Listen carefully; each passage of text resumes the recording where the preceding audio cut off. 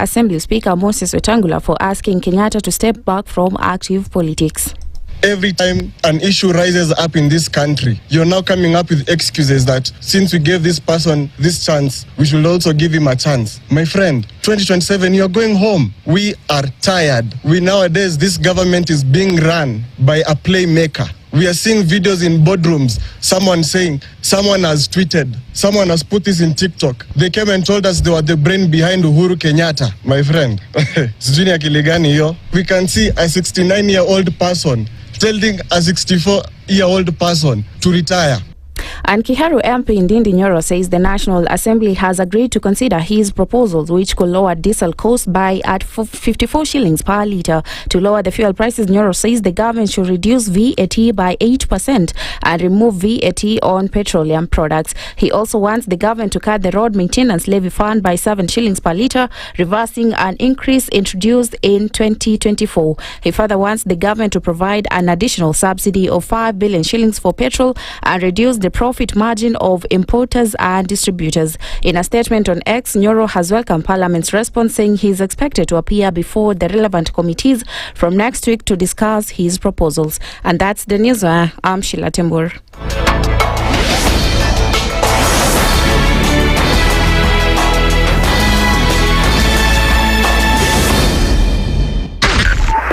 .5 Spice FM, Kisumu.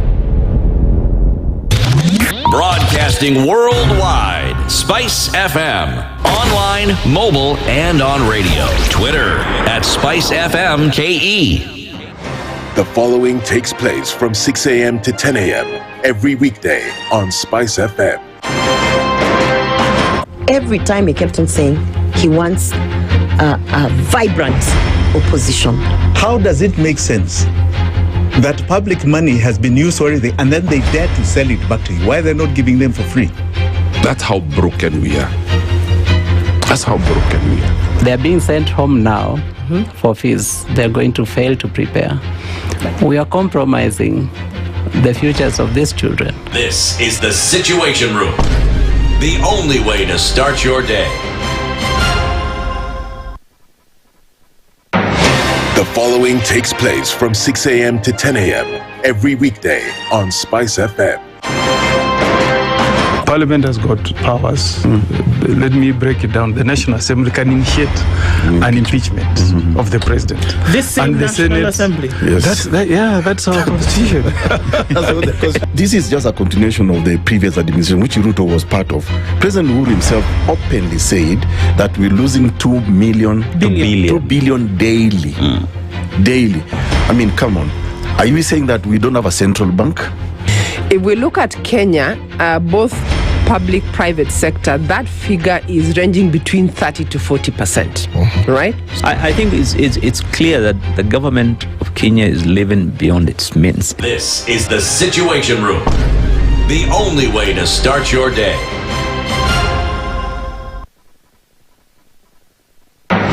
The following takes place from 6 a.m. to 10 a.m. every weekday on Spice FM. Baba should disown these experts and say they went there on the, because he keep on telling us that these experts just you came from Dubai and you found them there already at State House looking for jobs. Government has to has to introduce austerity measures. It's something that this government and the previous ones have not been able to do in this country. We've talked about it so many times. And really, I think you have seen the modus operandi of William Samoei Ruto since he came in. It's just showbiz. This is the Situation Room, the only way to start your day.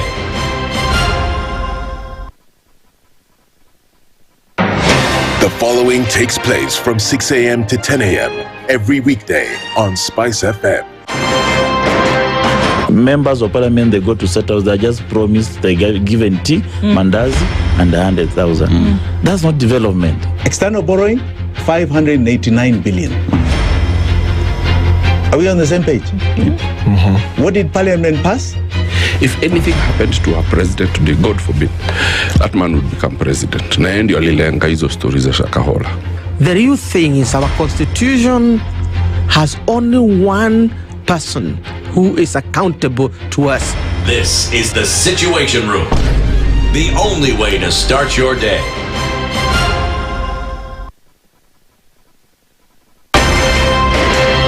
If we just gloss over issues and hope that time heals, then we might find that in generations to come, we might be back at the same situation. And the whole thing is born of stolen elections. Spice. When it comes to the decisions you make, you must be independent. There's no way you can allow one institution to dictate to you how you're going to conduct your operations, how you're going to decide cases. It's a no. When you weaken the institution to the point where they cannot take action, then you realize that politicians have to come up and now start dealing with the issues. That conversation has to die. Our politicians do not like the hard stuff. We must insist on the path of doing things right, whether popular or unpopular. Money changes hands. That is a fact. If you have political goodwill at the highest top, like in Rwanda, then corruption will be an issue of the past. If you don't have political goodwill at the top, we will pass laws, we will amend laws, we will continue passing laws and re-amending laws, and nothing will happen. This is the Situation Room, the only way to start your day. Mature, intelligent talk every morning. Spice up yourself.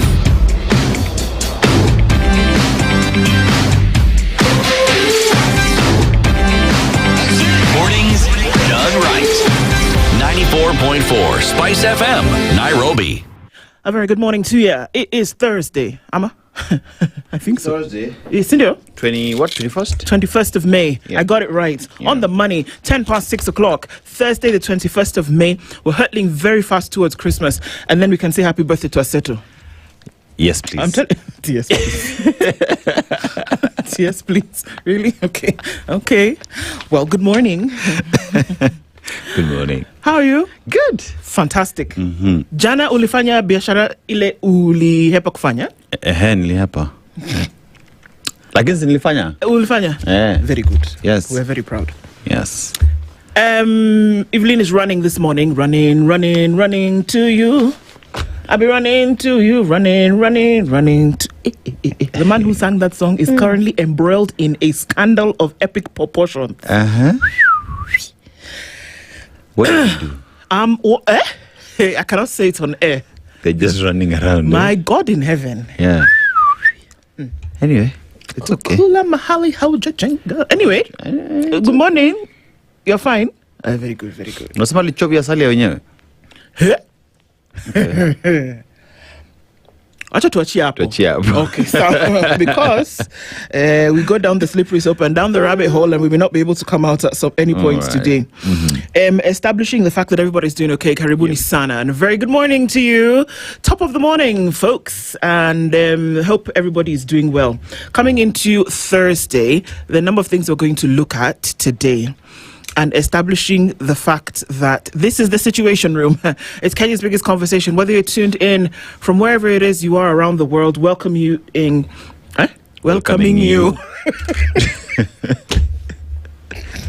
happened. I keep telling people, Kiingereza ilikuja na meli. Don't even struggle over it. If they cannot say Kipchoge or Keitani, welcoming you. It is fine. Sawa. Yes. It's okay. You understand what I was trying to say? All right. We'll talk in a bit and say welcome to everybody. And we're getting into conversations today. Things that I think everybody who tried to get into a public service vehicle yesterday was able to do that. Yeah. I still don't know if the fares are higher. I haven't heard anybody complaining. And so maybe they're waiting until next week if they're going to reduce the thing by another 10 shillings. And then suddenly people will be happy. We're waiting for Tuesday. Waiting for Tuesday? Yeah. All right. We're waiting for Tuesday. We wait and see exactly what's going to happen. Where you guys? I saw Asha. She back. Asha is back. Yeah. Asha went to marry. I know. Asha. Yeah, reality Asha just struck because you picked it from a different location. Kabisa. Yeah. But it's good. It's good. I'm happy. Asha, are you listening to the radio? I'm happy to see you this morning. And just a shout out to you, sister. And Karibu Sana back to the grind. Well, let me tell you what we'll be talking about today as we get into it. I wanted to tell you something so important. Anyway, I'm sure it'll come back in the middle of when we're talking about something totally different. But whomst am I will say it at that point. I don't know what it's done to my brain, but anyway, it was very, very important. But maybe it was not that important if I forgot it clearly. Okay, so what are we going to be talking about today? Let me let you in on that. It's going to be kinda from 7 o'clock, having conversations. Hey, why are we not opening the thing? Man, I don't like this kind of thing. It's not cool. It's not cool. It's not thinking. It's not. It's refusing to cooperate with me, and I don't know why. But I do know that at 8 o'clock, our Justice Thursday conversation is around consent, age, and the courts. This is a big issue. Whether there has been a landmark ruling or not, we're going to go into the issues of this conversation. That we have many a child under 18, according to the laws of Kenya, who have been roped into the legal system and have either been, charged in court for statutory rape. Right? And Justice Odunga then in the Romeo and Juliet case then was very clear about, look, if we have a boy and a girl under age, we should at least either reduce or do away with that minimum sentence, especially when there's consensus in terms of that act. So we're going to be looking at that with Wakili Morara Omoke, who's an advocate today. And our Justice Thursday conversation is around consent, age, and the courts. I think it's important sometimes that we don't really realize how important these things are until you get yourself in a bit of a pickle. And I mean, God forbid that that should ever happen to anybody, but it does, and that's the reality of our times. So our Justice Thursday conversation today allows us to go into these realms and see what the courts actually do have to say, whether there are things that you can argue, whether there are positions that you can take over certain things. And so that's the conversation that we shall be having today around our Justice Thursday conversation. You want to plug in, you want to give us your examples, you want to tell us some of the things that you may have experienced, do let us know what that is. I know the light is flickering. Like, yeah, guys, it's not yet Christmas. It's not Christmas. It's not Dennis's birthday yet. Thanks. Hello. We're not celebrating just yet. So that's our Justice Thursday conversation. At 7 o'clock, Benji Ndolo is a political analyst. Alenga Torostert is a policy and governance analyst, leading Kenya from the ground or from the sky. That's the conversation we start off today at 7. And who's leading Kenya, I guess, is the question that's being asked. And maybe a couple of headlines will also allude to that conversation as well. So that's what we talk about with two gentlemen at 7. We talk Justice Thursday at 8. And then, with all due respect, Kennedy Kaunda is the chairman of the Tour Guides Association. We saw his smile followed by his frown on Monday night, followed then on Tuesday with his smile. And maybe they will come and let us know the issue around the cry.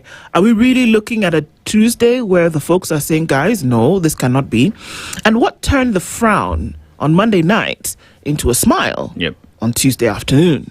Those are the questions that we'll ask Kennedy Kaunda today, with all due respect. That's what the conversations look like today. Karibuni sana. Jump on, guys. So let's talk about the things that affect us. Let's talk about the things that we should be looking forward to. Let's switch and change up the conversation. Karibuni sana as we do that today. Mister. Yes. We're still in Gabon. Still in Gabon. So we talked about the fact that Gabon has its natural nuclear reactor. Yes. It is considered to be the lung of the world pretty much because of its, they share the Congo basin, the rainforest, right? And also they're rich in oil. They extract the same. Are they processing it? No. So perhaps with the Strait of Hormuz, maybe that is another place Kenya could be looking into because we're planning to build out a refinery locally. But let's go to the proverb. And this one, utapenda. Even a leopard cub has spots. Yeah. Somebody is who they are from the beginning. It's very, very difficult to change anybody from the beginning. And you may not be able to see them, but they are there. Yeah. There are indications that somebody is like this or like this and like that. And it's from time. It's some things that you cannot change. Attitudes, behavior you can change, but who someone is, the way a situation is, there's very little you can do to change that. You can paint it, but then they could walk in the rain and it'll come out. A particular situation might make it change temporarily, but it is imprinted on who you are. Character and identity often reveal itself early. You Very just need early. to look. Pay attention. Just pay attention. Yep. So that later, you don't complain. Yes. Because it showed you. Ooh, I am here. The red flags, you The saw red flags them. are always there. You saw You them. saw them. You just chose not to believe that they were there or to pay attention. Absolutely, Dennis. Yeah. But those red flags, you say, no, they didn't. No. They were there. It is you who chose. Let me tell you. And that one can be interpreted by 55 million Kenyans differently. Yeah. But I love it. Yep. You saw it. You saw it. Yes, you did. You chose to go along with it or to ignore it. You saw it. And some of we talk about red flags, or sometimes they're green flags. So it can be positive as well. They're green flags and you chose not to pay attention to it. But this is what this person was telling you from the very beginning. Cindy-o? Kabisa. Let's say good morning to everybody. Thank you for tuning in around the country, the world, the region. Whether you're tuned in on radio, going where you need to go, silent listener who listens in and chucks into our conversations daily, asante sana. Amelia, I'm going to get back to you. I've seen you sent me a message. I'm sorry about that. I didn't ignore you. I'm going to respond in just a minute. Okay, maybe in a few hours. But thank you for getting in touch. And our audience on KTN, as you watch and go, thank you so much for tuning in. So let's talk about these things this morning. I have to say a quick hello to you. Peter Kiaria is tuned in this morning from Mombasa, and he said, this world won't hand you anything. You either fight for your place or you spend your life watching others take what you were too afraid to chase. Kabisa. Nobody's coming to save you. Joseph Akondo says, good morning, Team Spice. Tuning from Tudor in Mombasa. And Enoch and Zena says, hello. Well, hello to you too. Karibu sana. Agutu Ogembo is tuned in this morning. Hello, Princess Nduh and Aseto, says Leo. Since 2024, there has been a narrative of Kikuyus don't want a Kalenjin to rule. The same was repeated during the Barato strike. Who benefits from this narrative? Let me tell you for free. Nobody. Yeah. Nobody benefits from the narrative of spewing hate or trying to divide people along the lines of where they're from. It's like the leopard who cannot change its spots. Yeah. You cannot change who you are, but you can change how you decide to relate with other people. Yeah. This narrative, this tribal narrative, helps nobody. Nobody. That's the question. And I think That's even the answer. individuals who try to push that narrative, ask them, when's the last time they ask someone who they are, their name, where they come from, for them to do business or to even have a conversation with them. They do not. It doesn't come up. Exactly. It doesn't come up. So nobody benefits. Nobody. Don't pay attention to them, but pay attention to the spots on that little leopard. Enoch, good morning to you. Here we go. Another day, another conversation. Kabisa. The conversations matter because we find ourselves circling back to certain things. Brangi Juma says, good morning, Team Spice. How are we all this blessed Thursday? We're chugging along, brother. Tibbs Mungai says, good morning, Spice FM. Team Cuba needs more eyes. Ajay Sasa. Osana Mark says, good morning, Spice. Tuned in from Busia County. Pace timer. I'm watching you. Nduh. Actually, Nduku. No. Should be your Kenyan name, Abi? No. You think times are hard when you hear someone has a jacuzzi bedroom and 4 girls from Seychelles in his plane. Well, okay. I don't think we can now take that as fact. We don't know. I think it's a source for a lot of comedy at the moment. It's comedy, yeah. Come on. And I don't think we can be sure until you're sure. So in the meantime... In story. Kimiak says they allegedly bribed our representatives in transport industry, and the selfish rep smiled for the cameras and turned it all into all due disrespect to us. Nothing good will come out of this Kenya concert. Kimiak, good morning. Well, maybe you'll have an opportunity to talk with Kennedy Kaunda today and ask him, okay, excuse me, how did the frown turn into a smile in less than 24 hours? And that's the question that we're going to be asking today. Just find out exactly what happened. Robert Lubogo says, good morning, Tuni from Mombasa. Dr. Venvik says, good morning from Tudor. Good morning to you. Mark Mwangi, ati Nduh mrembo wa breakfast Aseto boys wetu wa ground. I have news for you, with all due respect. Nye watu wa nguvu. Oh, that's beautiful. Oh, well, asante sana, Mark. I wasn't quite sure where we were going with that, but I had to read it again. Thank you so much. I had gone a totally different direction. But it's good. Yeah. Fiery Red says, Nduh with the beautiful eyes. Good morning. Good morning to you. And Aseto with nice new specs. He looks really good, doesn't he? Thank you. Another day to endorse the one who says nothing good will come out of the KK regime. That would be Kimiak. That would be Kimiak. Fiery Red, I think you found a friend. So, here we go. Ryan Evil. Aseto, tuma ile till number sasa kama wana Arsenali tukushughulikie 0722 187 7 but I'll slide in your DM. Sisi watu Arsenali, let me tell you, carrying that trophy is heavy. Imeisha, tumejua tumeshinda. Yeye imeshinda, imeisha. Sasa we're going somewhere else now. Champions League now. Champions, yeah.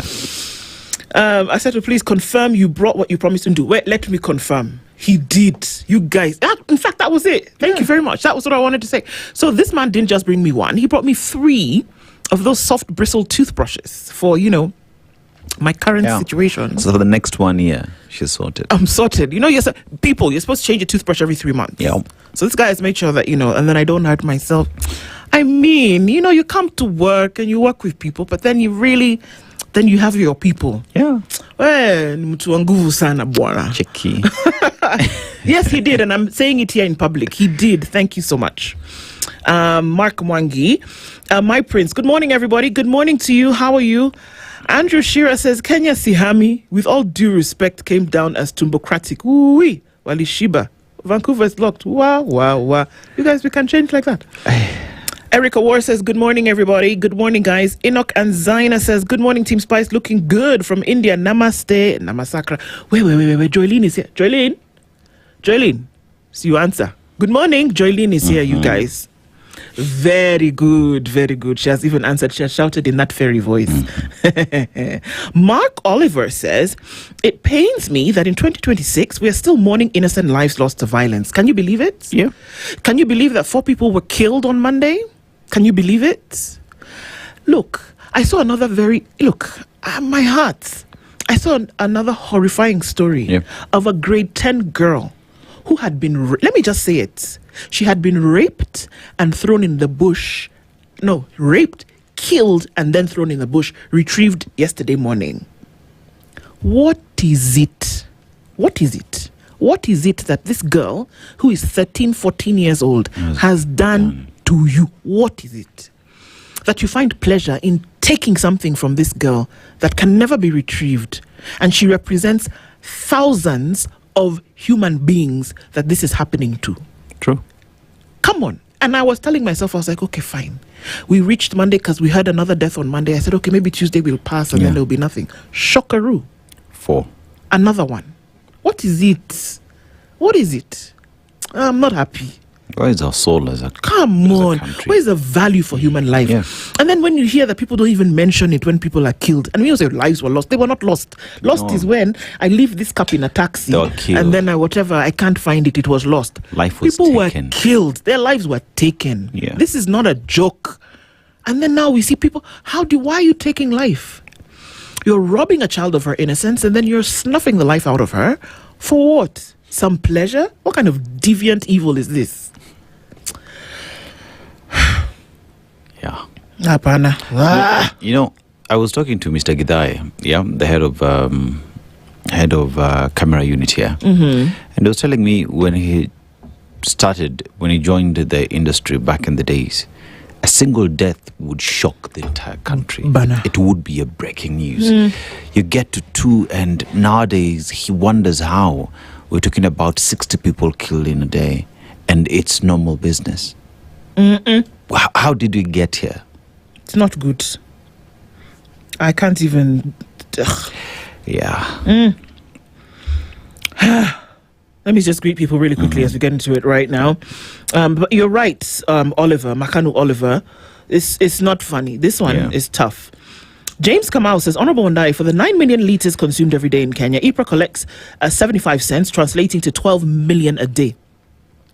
Thus, 360 million per month. What exactly does IPRA do? This is a good question.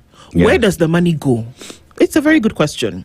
And whether you want to say it's infantile in its nature, I don't care. It's a question. And if you cannot answer it simply, then there's a problem. When is the last time you saw regulatory authority audited accounts of where the money goes and where it goes to? Fund this, fund that. When all I know is those guys just review prices. And regulate, this is going to be up, it's going to be down. Where the money goes, tell us what it does. Yeah. There's a paper trail, folks.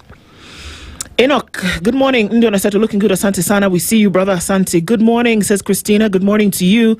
Rashid is tuned in and says, good morning, Team Spice. Nyakundi Emmanuel seems to think we are doomed. If it's true, the transport rep, we are bribed to smile in front of the camera. I know.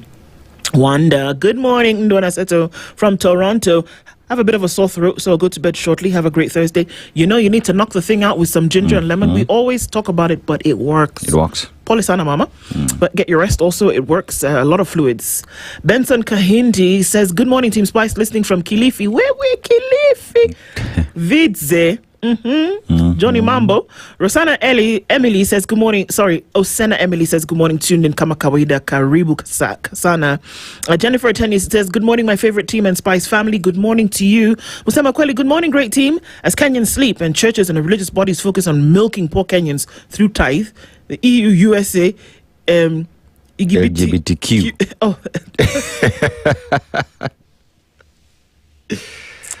Okay. NGOs have bribed corrupt Justice Bahati Mwamuye to rule gender switch at birth. Yeah, that's another thing. We're going to be talking about that as well. Luhimbo, good morning. Good morning. Always awakening our minds. Thank you so much. Yes, Hela Pondi. Aseto delivered on his promise. Salam, says Mutuflani. Good morning to you. Valentine Ochino says, good morning, Team Kubwa, the most objective conversation in Kenya. Kudos. Mark Wangi says, Aseto, thank you on behalf of Nduh.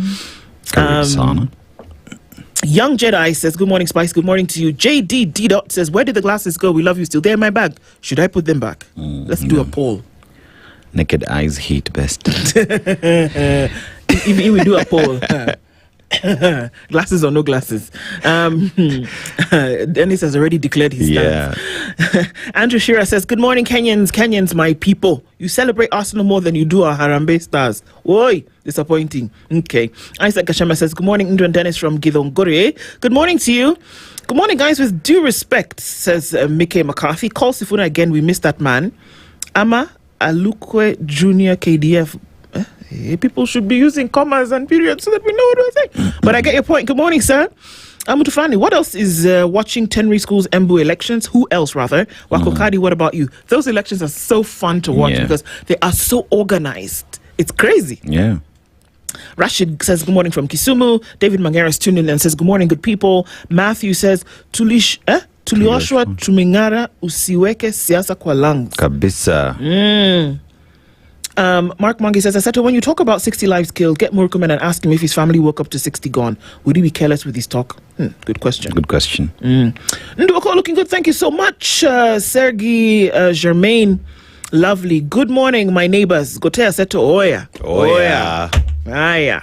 Good morning, everybody. Karibu Sana. We take a minute to say good morning to you because it matters that you're part of a conversation that matters. Sindio, let's take a break and look at what's going on with traffic, weather. We'll come back and look at the headlines. Don't go away.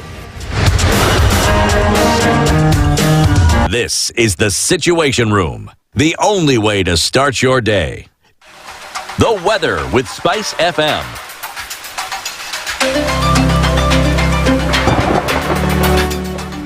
All right, mostly cloudy conditions in Nairobi at 15. We'll see a high of 24 and a low of 14. It's partly sunny at 14 into Nakuru, and it's cloudy at 16 in Njeri. 20 and partly cloudy looking into Kisumu. Kakamega is sunny at 16. A bit of cloud cover later. And it's mostly sunny at 24 into Mombasa with partly sunny conditions at 26 in Malindi. Marsabit is sunny this morning already at 20. And looking into Kampala, it's partly cloudy at 20, while Dar es Salaam is sunny at 23. It's 6 degrees and clear in Johannesburg. While mostly clear at 27 in Lagos, it's 12 degrees and cloudy into London. It's cloudy at 23 in Beijing and 21 and cloudy in New York.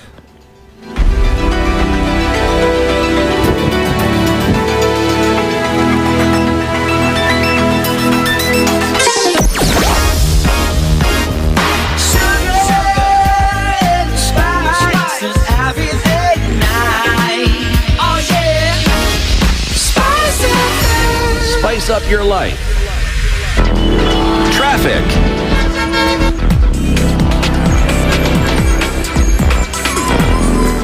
All right, where are you this morning? And if you're coming off the Thika Superhighway, you already see that this traffic starting to build up. It's been a different couple of days, but seems like everything is moving as it normally does. There's traffic. It's heavy coming off the Thika Superhighway, and we're also seeing heightened levels of traffic on Kangunda Road this morning, coming in from Njeri out towards Outering. Outering not too bad, but at the exit, or rather, is it entry now or exit, depending on where you're coming from. If you're coming from Mombasa Road, heading in from Cabanas, there's traffic there, out and inbound around Embakasi. And there's inbound traffic on Outering this morning, so that's busy. Jago Road is busy getting in towards the city. Landis Road is also going to take quite a hit with traffic there. Southern Bypass looks good though, and so that would be your route off Mombasa Road. Don't go into the city if you don't have to. And on Gong Road today is looking good as you get towards Awings Quebec, that junction, and then through towards Valley Road and into the CBD. So we're doing okay for now. It's busy coming off of James Gishuru, getting through towards Waiaki. We're crossing over towards the Red Hill Link Road. So let's see what happens as we get into traffic hour. Spice FM, KEONX, hashtag the Situation Room.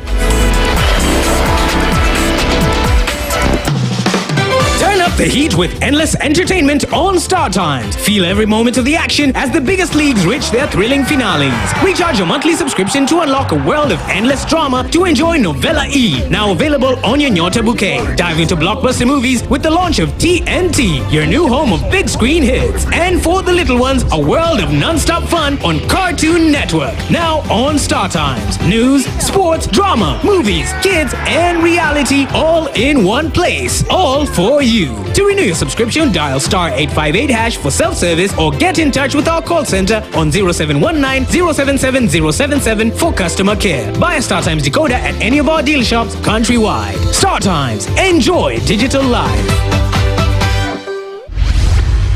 Mature, intelligent talk every morning. Spice up yourself. Mornings done right. 94.4 Spice FM, Nairobi. It's 25 minutes to 7 o'clock, and we're getting into the headlines this morning. Kyle Nyambura tunakupenda sana pia. And Duke, a very happy birthday to your girl. You say your girl, your daughter or your girl. Either way, unampenda sana. And a very happy birthday to her. So thank you for tuning in this morning. Let's get into the headlines and see what's making the news today.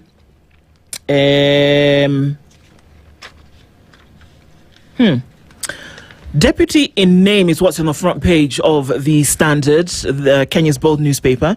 There's a picture of Deputy President Rigathi Gachagua. I beg your pardon. Big Freudian slip. Deputy President Kithure Kindiki. In the middle of a paralyzing fuel crisis, Deputy President Kithure Kindiki cut the image of a man watching events from the political sidelines rather than an acting head of state. As President William Ruto traveled through Azerbaijan and Kazakhstan, Kenya appeared to be running on autopilot, while cabinet secretaries and even blogger Dennis Utumbi took charge of crisis meetings in Nairobi. Kindiki was expecting roads in Tharaka Nithi. Okay. The DP's glaring absence has now raised questions over whether he's being deliberately locked out of the center of power or whether he melted when the heat of national decision-making became too intense. We asked this question here yesterday. And we said, come on, there's a deputy president. Where was he when the president is out of the country? One would assume that you take up the role and then you keep the train moving. Yep. Silence is what we were met by. And so it's a question, you say, should he not have taken control of some of these things that were happening? And now that he had not, what does that exactly mean? So the question is being asked on the front page of the Standard this morning. I don't know that you'll get an answer. Kazi yake ni gani? Just like deputy governors, what's their work? Unless it's delegated. If at this point we're looking at a government that delegated, allowed ministries to work, then one asks the question, Kazi deputy president Nigani. You know. You have to ask. Yeah. So, a court has been told, on page 2, this is the headline, how 208 billion shillings health deal with the US harms Kenyans. Now, you understand that there's the petition that was brought before the court to stop this transference of data for, 208 billion shillings because it actually harms Kenyans rather than hurting them. Okay? So that was the case that we all ran amok about. So it's in the courts right now. So for now, that is held. Some of the things we're looking at, key points in the disputed 208 billion shilling Kenya US Health Corporation framework from December 4th, 2025. And we know that PS Oluga was, pushing this. It's gone to the courts and the courts is being told this. So there might be a hold on that till further notice. Yeah. Kenyans 446 million shilling win in cancer research. This is a fantastic thing. Yes. The money is great, But the strides that have been made in terms of what they've been able to find out is amazing. Professor George Njoroge of the Kenyatta University Teaching, Referral and Research Hospital has received the Greater Manchester Cancer Award 2026 alongside a United Kingdom-led team by Professor Robert Bristow of the University of Manchester and the Christie NHS Foundation Trust. They've co-created, through a co-created hub and spoke model, they combined community engagement, rapid pathology services, and a new genomic capacity to tackle a cancer often diagnosed too late, significantly improving chances of timely treatment. This is a fantastic thing. When you look at the possibilities that properly funded government-backed research can actually do, this is an example of the same. I mean, you talk about even the research that has gone into stuff like malaria and what that has done in the country. Amazing stuff. What more can we do? Yeah, this particular cancer is esophageal cancer, that they were talking about in this. It's commonly referred to as cancer of the throat or food pipe, and the research was successful. They've been now able to get early detection because cancer is more treatable, less expensive to manage, or places a lower burden on society when identified at an early stage. So, I mean, a hearty congratulations to them. But beyond that, looking at the rising levels of esophageal cancer, especially west of Nakuru in Kenya, if we're just talking about Kenya, not around the world, because that's also an issue around the world, it has pushed numbers up until now. Esophageal cancer is the third most prevalent in Kenya after breast and cervical cancer, I think, or fourth after prostate. But it's up there. It's in the top 5. So, I mean, congratulations to them. And we just hope that more opportunities for this, because the big C is not fun. Not at all. All right, looking at some of the headlines. Kindiki's absence during fuel crisis raises questions of his leadership. Missing schoolgirl found murdered in Nakuru. That's it. The family, this is another one. This is another one from the one that I was telling you guys earlier. The family of a grade 6 student, age 12, is in shock after the girl was defiled and murdered Monday evening in Lari area in Joro Sub-County, Nakuru County. This one was found hidden in a maize plantation within Lari area. She had allegedly also been raped before she was killed. The shocking incident left the body of Mercy Nyambura with multiple head injuries. I'm going to say it. Her left eye severed and neck bruised, with local authorities believing she was strangled and tortured. According to Mwangi Kirahio, who is the area chief, Nyambura's body was found Tuesday afternoon, hidden in a maize plantation within the area after a long search by villagers. I don't know, man. That one I told you was 10, grade 10. This one is grade 6. This one was 12 years old. Okay, that is what I'm talking about. The story that gives rise to our conversation, for our Justice Thursday conversation today. High Court grants teenagers green light to engage in consensual sex. Teenagers, okay? So a teenager is between the age of 13 and 19. Okay? Now, High Court has said, if they agree, but do ODPP please look at how you will fix how you look at these things. I don't know if they heard what I said. High Court grants teenagers green light to engage in consensual sex. So my question is, 19-year-old and a 13-year-old, what do you call that? Because a 19-year-old under the law is an adult. Yes. But according to the ruling, it's a teenager. We are going to get into this story and we'll talk about it later. And I hear you already. Yeah. I can hear you shouting in your heart. What? Yes. Yes, that's it. Yeah.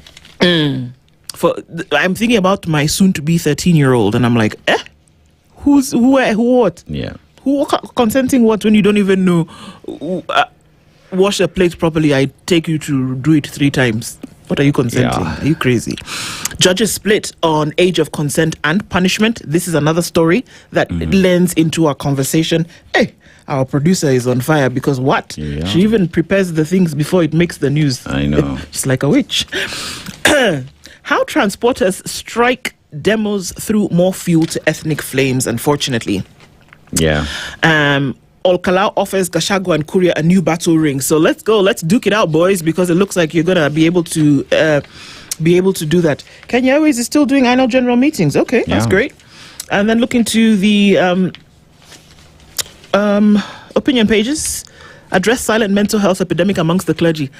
Address it everywhere because there's a problem. The same mental health issues we're talking about amongst the clergy who, by the way, this is not a hidden story that we have members of the clergy who are engaging in sexual relations with male pastors.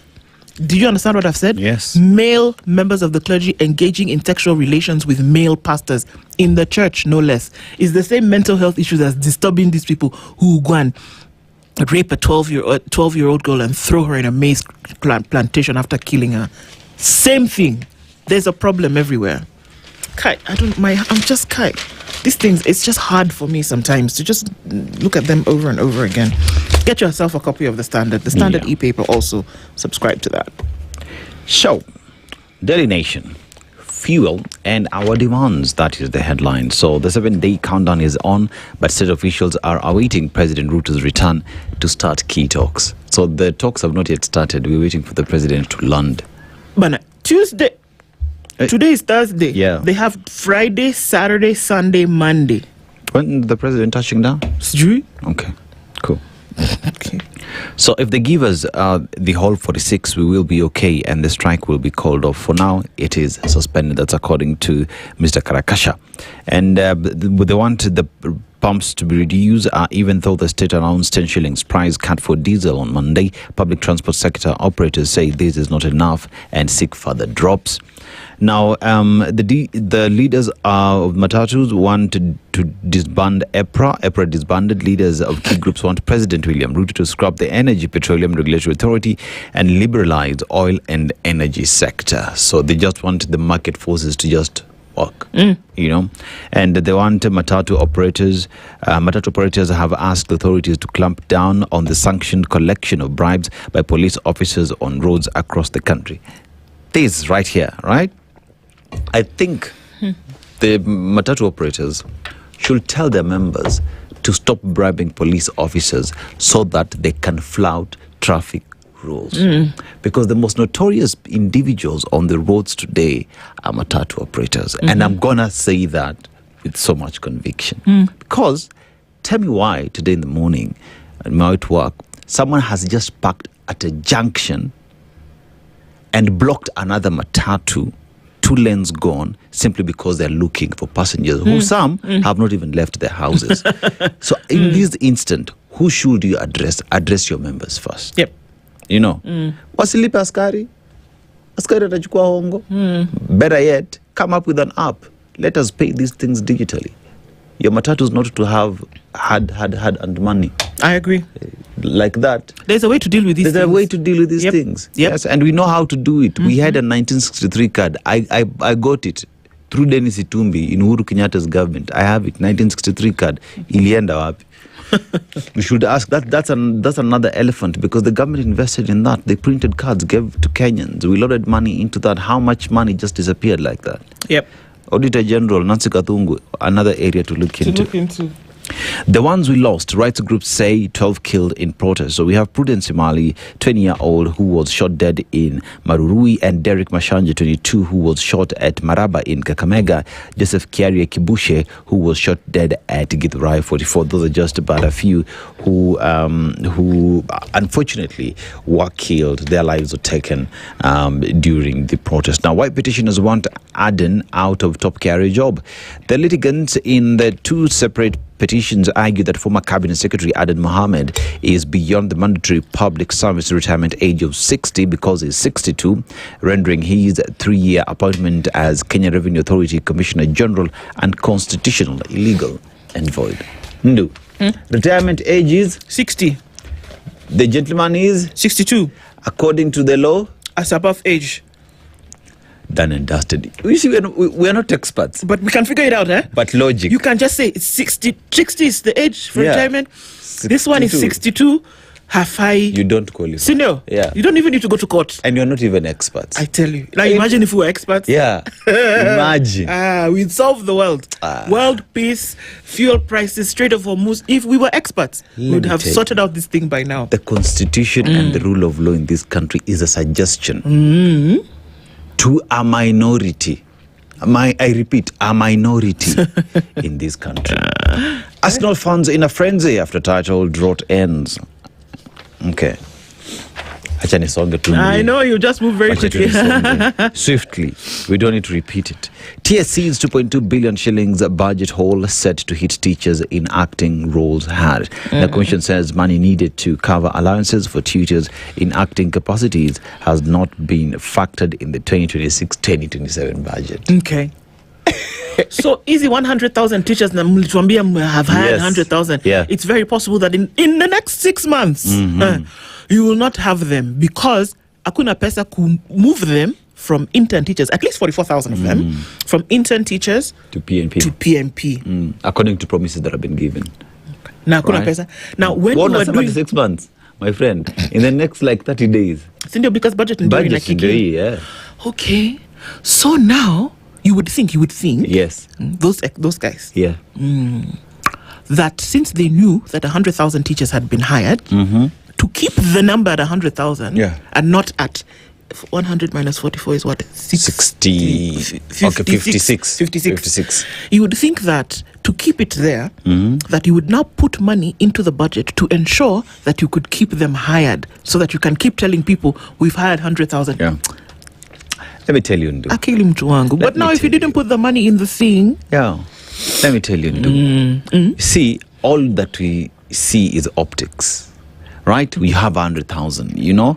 But we are also in the very same industry, in the same sector where a cabinet secretary would tell you that we do not know how much it costs to educate a single child from ECDE all the way to tertiary. Do you think, even as we talk about these budgets, because remember, every department gives their budget request to Treasury, right? Yes. So that all these things could be factored in. So if they did not factor this, or this was thrown out, tell me where education is a priority to them. Priority on education ni wewe na mtoto wako na vile anaenda shule. The government imejitoa. Mimi hiyo nimesema. Now, KU's acting VC emerges top candidate in race to hire Varsity's new boss. So they're looking for Varsity's new boss, and acting VC has emerged the top. So perhaps he's going to get the position. Okay. Banter economy collapses after EPL win. Okay, so hiyo ni mambo ya football. Now, the ones we lost in deadly nationwide fuel prices, so that is the numbers of those who got killed during the protest. And in page 6, the man that we shall be talking to a little bit later, Mr. Kaunda, with due respect, I wasn't disrespectful to CS's I hate lies. That's what he says. Okay. Yeah, mimi ni truthful man. Another truthful man. Another truthful man. I wasn't disrespectful. I just stood on business. But I'm like, you know what? If ilibidi, ilibidi.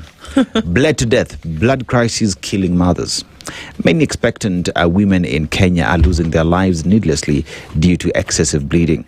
Now, Clinton Odhiambo, who is 30 years old, has become a widower before his cruel twist of fate. He had accompanied his pregnant wife, Mary, who's 22, to all her antenatal appointments on May 10th, 2026. It was not different. He took her to hospital when she began vomiting. So these are things that on this show we've just discovered, we've just found out, can be controlled if we just invest into the health sector, especially when it comes to pregnant women in the country. Indeed. What? You know? So here we're talking about those who were killed in the protest. We're talking about children who are being raped and murdered.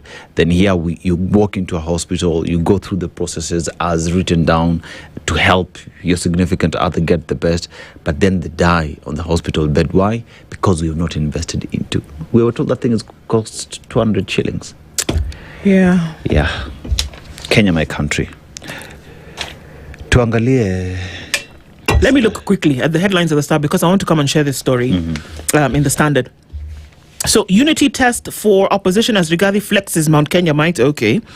Omolo, who is the PS National Administration, Interior PS, I beg your pardon. He says the government is reforming the police service. The ones who are shooting people. Yeah, do that with that information as you may. I'm just going to leave it at that. It's a headline. Okay? So he's gone in to tell us how that's happening. Sawa. Magistrate jail on why marriages are falling apart and how to save them. Oh, okay. I think you need to write a book. Actually, no. I think you need to put it in a bottle and sell it for people to drink. Because the rate at which these things are falling apart, crazy. President's new Mr. Fix-It. How Sakaja helped broker the fuel deal. Knock me over with a feather. Okay, fine. Apparently, he came in and, did the do. Can you imagine, just imagine, if he's the Mr. Fix-It? Do you know where I'm going with this? Yes. If you fixed that thing and he's my friend. Yeah. He's my friend. Doctor. No, Governor Sakaja. Yeah. He's my friend. But you fixed the thing. Sebastian, then you fixed Nairobi. Ama? Wallahi. Ama? Wallahi. Watu wa 80 billion shillings walituambia nini? Kwanza I'm invested in that chapati machine. Yeah. Before you people went and did 80 billion for fixing lights, fixing garbage, you people said that you're going to bring chapati machine that will be making 1 million chapati. So that we wake up in the morning and we say chapati, it's here. We wake up in the night, we say chapati, it's here. You people also chapati machine. This one we're taking it very seriously. Wacha kucheza na chakula. Eat kwanza chapati. 1 million chapati a day, Abi? 1 million a day chapati. You don't say things like that and then you just let it go. This Nairobi that's in our work with 80 billion, when are they starting? Sorry. I don't know. Okay. I'm just asking. As we were told, there's 80 billion shillings that has been released to change the face of Nairobi. Yeah, we were told there were key sectors, lighting, garbage collection, I don't know what. Me in my area, I'm sorry, but garbage collection is the same story. But this isn't there a date, and I was going to say Reverend Musalia Mudavadi. CS Musalia Mudavadi is the one heading this. Yeah. They've been having meetings. How? See, so that's what the star looks like before you even get a chance to get angry. If he brokered the deal, if it's Mr. Fix-It, clearly you can fix Nairobi. That's what I'm saying now. Why are we not seeing it? If you're Mr. Fix-It, you would be fixing things. Yeah. I'm just saying. It sounds like I'm making jokes on a Thursday morning, but come on. We can see your hand. If you say that this thing was brokered and it actually worked, how's about you fix the city? That's just me saying. But I think most of the time we really go hard on SACS. But I also ask the question, where are the MCAs? I told you that it's Thursday. Na si tunamaliza wiki. Who's your MCA? Bila. His name is Paul Nduh. Paul? Let's stick with Paul. I can't pronounce the last name, but I know my MCA. That MCA. Nduh. Wamesema watakuja kututengeneza barabara ndio tumvotie next time. Ndio wamvotie. I don't vote in Kenya. Sawa. Now let me tell you this story in the Standard because it is important. I think it flew over our heads. Okay, the justice is Justice Bahati Mwamuye. The High Court has granted teenagers a green light to engage in consensual sex. Your under 18 son or daughter may now have sex without the fear of being automatically dragged to court for defilement, so long as the boy and the girl are of close age proximity and consenting. Okay. Now, remember that these are children. Most times they don't know their nose from their elbow. Yeah. I know because I have them. In a groundbreaking judgment that redefines how Kenya treats adolescent sexuality, the High Court has ruled that consensual sexual relations between minors of close age who are not exploiting or coercing each other should no longer attract automatic defilement charges. Now, I understand that. As crazy as the thing I said before, this I understand, that there's a time where it can be consensual, so that you should not now say the boy should, or because in this case, most times it's the boy, except for a few cases where we've heard. I know that there's a woman right now who is, I think she's serving a sentence for having defiled, he was 17 at the time, but according to her, he looked like a man anyway. So it happens across board, but usually the boys then And this is where now previously Justice Odunga with the Romeo and Juliet case had said we should reduce that minimum sentence that we're talking about, because the minimum sentence for defilement in Kenya is 10 years. 10 years, yeah. We'll talk about things above that later. But he said 10 years. Now, now what Mwamue is saying here is that these two teenagers at some point, they love each other. It's a lie. They don't know what that is. But they like each other somehow, and they're engaged in sexual activity. That you should not punish them for that because they are closer in age and nobody forced anybody to do anything. You understand? Now he's saying, in that case, let us remove this defilement criminal charge from them. Allow them to do what they want to do so long as it is consensual. The orders that the teens were seeking: a declaration that the arrest, prosecution and detention of the adolescents of the Sexual Offences Act No. 3 of 2006 for engaging in consensual, non-coercive, non-exploitative sexual relations violates the Constitution. Remove that. An order of certiorari calling into court and quashing the charge sheets against the teens who had been charged previously. A declaration that the blanket criminalization of mutually consensual, non-coercive and non-exploitative sexual relations between adolescents is unconstitutional. It goes on and on, but we'll be visiting some of those things as we talk Justice Thursday at 8 o'clock. It's big. Let's talk about it. But for now, it's 7 a.m. Yes. Spice up your life. The latest news from around the world. 94.4 Spice FM.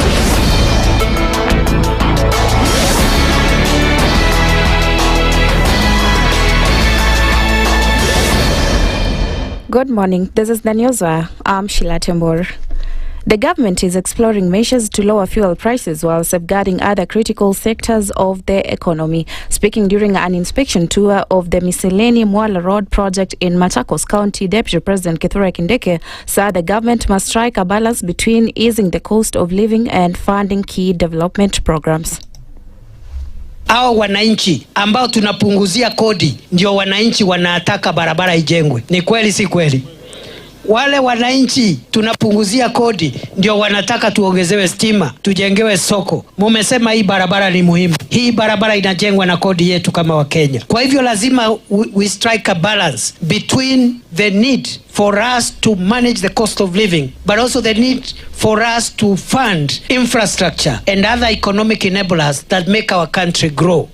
He urged Kenyans to remain patient as the administration works on solutions to the fuel crisis linked to the Iran war. The deputy president noted that taxes collected are used to support roads, water, electricity and education services, but assured Kenyans that the government is committed to cushioning them from rising economic pressures. Hii barabara inajengwa na kodi yenu, lakini vile vile nimesema tutahakikisha kwamba mahali tunahitajika kufanya jambo kupunguzia mwananchi mzigo, tutafanya hivyo. Kindiki said the government had already reduced VAT on fuel from 16 to 8% and released 13 billion shillings to stabilize prices. He added that without the intervention measures, fuel prices could have exceeded 300 shillings per litre. Kama atukutoa hiyo 13 billion, kama atukuweza kupunguza hiyo VAT, hiyo mafuta karibu ifike shilingi 300. The Law Society of Kenya is seeking High Court orders to compel a review of the current fuel prices, describing them as punitive and sabotage to the economy. In the documents filed before the court, the LSK is also demanding full disclosure from the Energy Ministry on how the Petroleum Development Levy is being used to stabilize fuel prices. The lawyers' body accuses EPRA of failing to conduct public sensitization or public participation before implementing the new pump prices and the fuel subsidy program. The society is deeply concerned that the cumulative effect of these measures has imposed a disproportionate and economically unsustainable burden on Kenyan households, business, manufacturers, transport operators, and other productive sectors of the economy. The society says the latest fuel price review is opaque, unreasonable, unfair to consumers and the public. He further urges that the use of funds from the Petroleum Development Levy without full clear disclosure on the formula, allocation and accountability violates constitutional principles on the management of public funds under Articles 201 and 206. The society notes with concern that significant tariff and pricing adjustments affecting millions of consumers appear to have been implemented without sufficient public participation, without transparent disclosure of underlying fiscal and policy considerations, and without adequate consumer protection safeguards.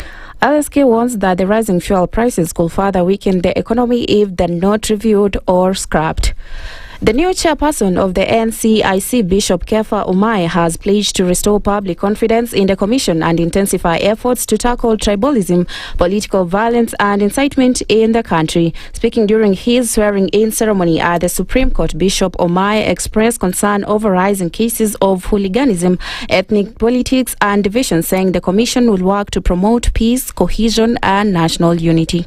The work before us, therefore, is not ordinary. It is sacred. It's about healing Kenya. The journey will not be easy. There will be those who doubt those that have been appointed, those who resist, and those who would rather divide than unite. But we shall not waver. Take the plate that you have been given and first of all empty it. May you implement that act to the end before we hear that you need more powers. More powers to do what when you have not exhausted what you already have. The ceremony was presided over by Chief Justice Martha Koome, where 7 other commissioners also took oath of office. And that's the news. I'm Sheila Tembor.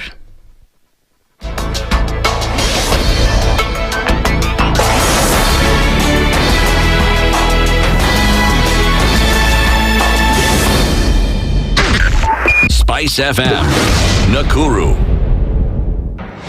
The following takes place from 6 a.m. to 10 a.m. every weekday on SpiceFM. Every time he kept on saying he wants a vibrant opposition. How does it make sense that public money has been used already and then they dare to sell it back to you? Why are they not giving them for free? That's how broken we are. That's how broken we are. They're being sent home now for fees. They're going to fail to prepare. We are compromising the futures of these children. This is the Situation Room, the only way to start your day. The following takes place from 6 a.m. to 10 a.m. every weekday on SpiceFM. Parliament has got powers. Let me break it down. The National Assembly can initiate an impeachment of the president. This same and the National Senate, Assembly. Yes. That's our constitution. This is just a continuation of the previous administration, which Ruto was part of. President Uhuru himself openly said that we're losing 2 billion daily. Daily. I mean, come on. Are you saying that we don't have a central bank? If we look at Kenya, both public-private sector, that figure is ranging between 30 to 40%, right? I think it's clear that the government of Kenya is living beyond its means. This is the Situation Room, the only way to start your day.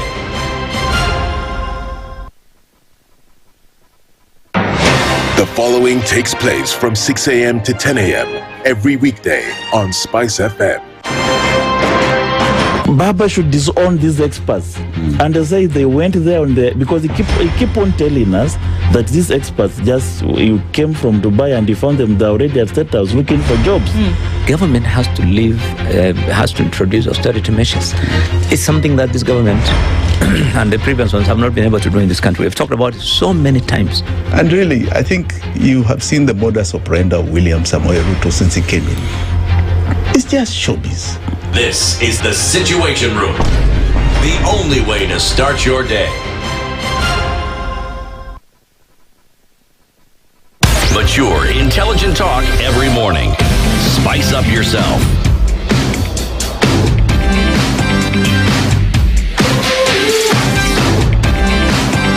Mornings done right. 94.4 Spice FM, Nairobi. All right, we're getting into it. It's 8 minutes after 7 o'clock, and here we are into the first hour of our conversations this morning. This is the Situation Room. If you're just tuned in, we're getting into conversations as we do. Our live streams are up. I failed to say that earlier on YouTube, Facebook, and on X. And those of you who are following this conversation on KTN, and those of you who are following Getting Where You Need to Go this morning, silent listeners, but engaging in the conversation all the same, we'll turn things up just a little bit into this next point where it's necessary for us to talk about a number of things. That through the fuel crisis or through the protest that happened Monday, the question then came in, leading Kenya from the ground or from the skies, and that the president was away, and then questions about what happened to the deputy president, who should have then been able to take over in that case. Well, okay, so let's talk about it, and then to understand, okay, well, where are we, or does it really matter? Benji Ndolo is a political analyst, and he's here with us this morning. Good morning, Benji. Good morning, Nduh. It's my first time here, and I don't know why it's the first time. I should have been here a long time ago. You should have. And I really support you guys. And I don't know if you saw my tweet yesterday.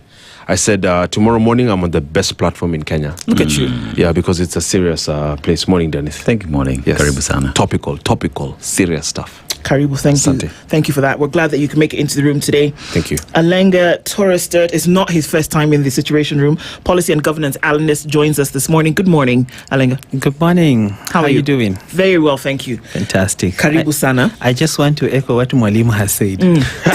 Mwalimu? Benji, did you know you're Mwalimu? Exactly. Never. My mother was a teacher, but yeah, I guess in a way in these platforms, by the way, people, we have a lot of students that watch, so in a sense, you're teaching. Very true. Yes. Very true. Yes. All right. Karibu sana, both of you. Thank you. The things that we'll be talking about today.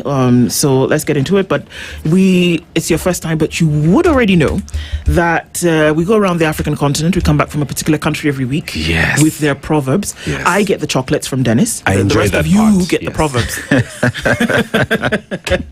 We'd love to hear your interpretation of this one. Yeah, so we are in Gabon, a beautiful country, rich in resources like oil. They mine that, but they do not refine that. They're not far off because they border Congo. And one would hope that with our new refinery that we plan to build, maybe we will help process that so that Strait of Hormuz ceases to be a problem. Exactly. To us, right? But let's go to the proverb. Even a leopard cub has spots. How would you interpret it, Benji? That is such a straightforward saying.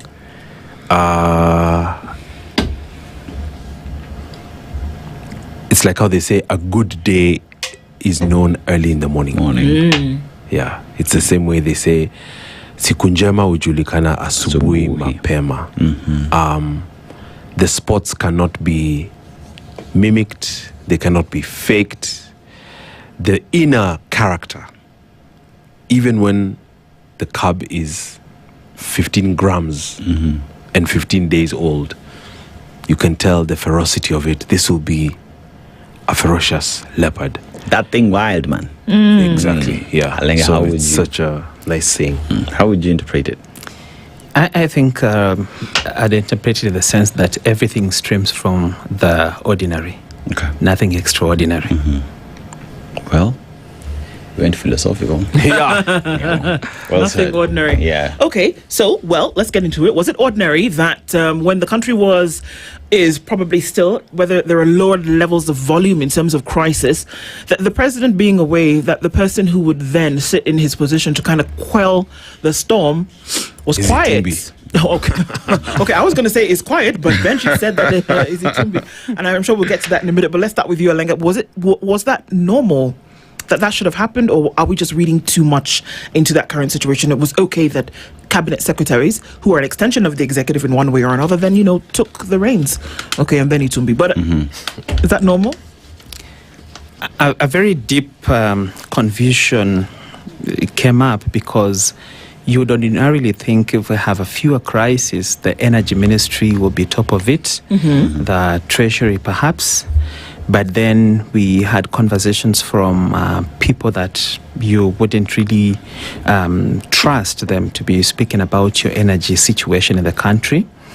The void was felt, and this then goes to the question of, do we have a government where it's only the president that can speak, it's only the president that can to solve situations, and what is the power that the people that have been put in those offices by the president wield, even in his absence.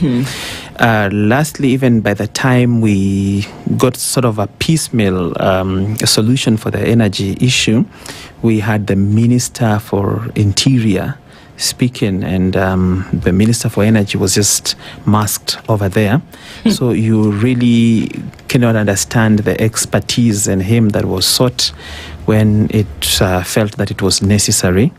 So then for me, what I would want to wonder silently, even as I walk away, is can the government function without the president, or we always have to wait for the president? And we actually heard the Minister for Treasury saying, when the president comes, when the president comes. So I don't know, because if you look at the Constitution, our president is more of a ceremonious president. Yes. Like he doesn't have to be a hands-on person. So then I think it's a big indictment to the officers in his government.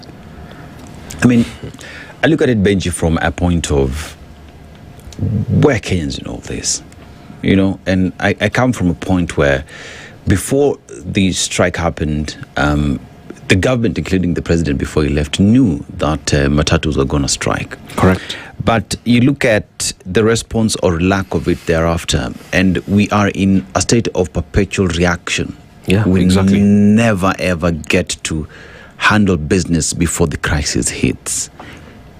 Where are Kenyans in all this, or are we just to deal with the aftershocks? We're using so many words here, Nduh, Dennis, to state the obvious, and that is, or to avoid stating the obvious, and that is, Kenya is not being governed well. Kenyans are not being governed well. You're asking where are Kenyans in all this? The answer is nowhere. And I can speak here authoritatively because, unlike Alenga, who's a good friend of mine, I supported the Deputy President William Ruto. We gave him the benefit of the doubt. I actually brought here with me today a small essay to guide me through the interview. It's titled 10 Reasons to Part Ways with Ruto. And I'm looking at your paper, page 14. Elias Mokua, government's indifference to Kenyan suffering is appalling. Absolutely. So we're using a lot of words to just state the obvious, and that is misgovernance is so painful. People that are out of touch with reality do. A lot of these young people, the Gen Zs, the employed even, are underemployed. They live in slums, Kiandutu and all over. Nairobi is ringed by slums. They don't earn enough, no toilets, no this, no that, etc. The solution cannot be to do affordable housing where you're also cutting deals for yourself as a ruling elite. You cannot be out of touch and increase fuel prices by almost 100 shillings in a month. Where will the money come from? 100.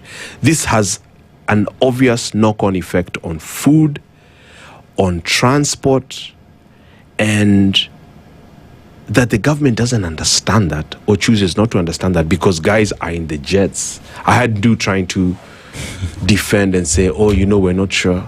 There was a Hustler jet scandal in 2013. Well, I was talking about the dancing girls from Seychelles. I don't know if those girls were on the plane. That's what I was saying. But okay, we can keep that moving. Go ahead, Benji. You see, there's a pattern here. It cannot be coincidence that, Alenga says the presidency is ceremonial. Let me remind you, and you're in the media, when there were rains like crazy sometimes last year, and schools were to open the next day, and everybody was waiting for the announcement, which finally came at 2 a.m., that schools are not opening after some have already left. Yeah. And they had to cancel and come back. And the reason is, we talk to these people all the time.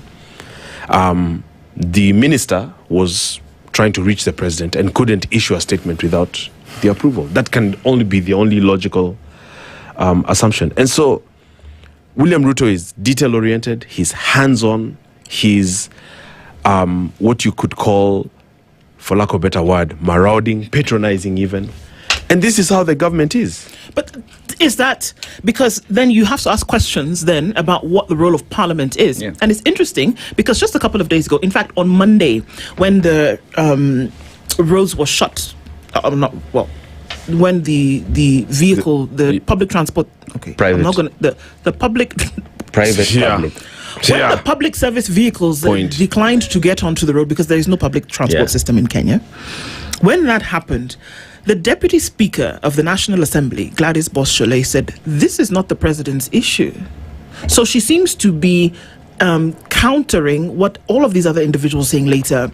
When CS Mbadi says we're waiting for the president, when this we're waiting for the president, she said, this is not the president's issue. This is a parliament issue. We heard Njeri Minor also say, you know what? Parliament needs to reconvene. Have a conversation about what needs to happen. We make the law, we make the budget. This needs to be fixed. But it's an incompetent parliament. So they you can't and I do know the work. that. So they can't do the work, is what you're They saying. obviously can't do their work, number one. And number two, the parliament is usurped by the executive. Now, this is not comfortable talk, but this is the reality. And this is the reality that Kenyans have to grapple with, because guess what? It is Kenyans who put these parliamentarians into office. He's trying to go to parliament. This is very good food for thought for him. Because parliament is completely ineffectual. Parliament is corrupt. They've tried to sue me before for saying that in a newspaper. And it's not the people's house anymore. It's a house of special interests. And all this is at the expense of Wanjiku. That's my problem, Nduh. I mean, Alenga, can president be separated from parliament? Because you look at, I'm going to give an example, say Finance Bill 2024. Go push this thing. Parliamentary group meeting, State House, we see this thing being pushed. We look at decisions thereafter, Parliament again brought to State House. What happens? Finance Bill is thrown out. We want to impeach the deputy president. Parliament, go do this thing. Push it, public participation till the middle of the night because we have an agenda. Can the president be removed from parliament and it being ineffective? Absolutely. That is how it's supposed to be. But there is no single day that the president has put a gun on any member of parliament and told them what to do. They have voluntarily decided to do what they do. I always say the most easiest way to differ with somebody that you don't agree with is just by choosing to do the right thing. Because the right thing is cut on paper and you know what you need to do. The tragedy of our parliament is something we cannot even speak about in one show.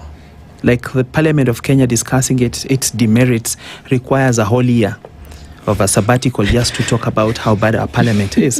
And that is why people like myself are trying to get into that parliament, because things cannot be changed if we don't step up to change those things. If we reach a situation where matatu owners can fight for us, then that shows how bad the situation at home is, So I think the parliament has all the instruments to check everything. It has the power for delegated legislation. It has the power to switch and change everything that doesn't make sense. And that is why I say, if you read our constitution clearly and see the roles of the president, it's so ceremonious.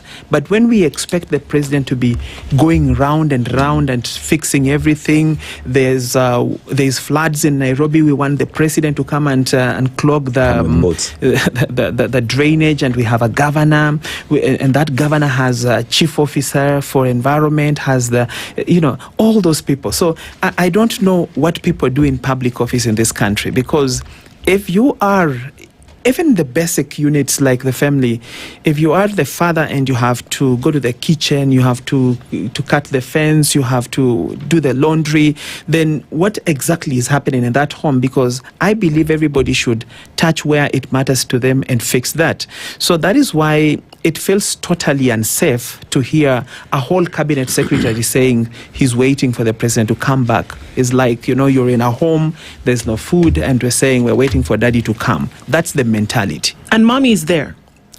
Deputy President Kithure Kindiki is in the country. He didn't go to Azerbaijan.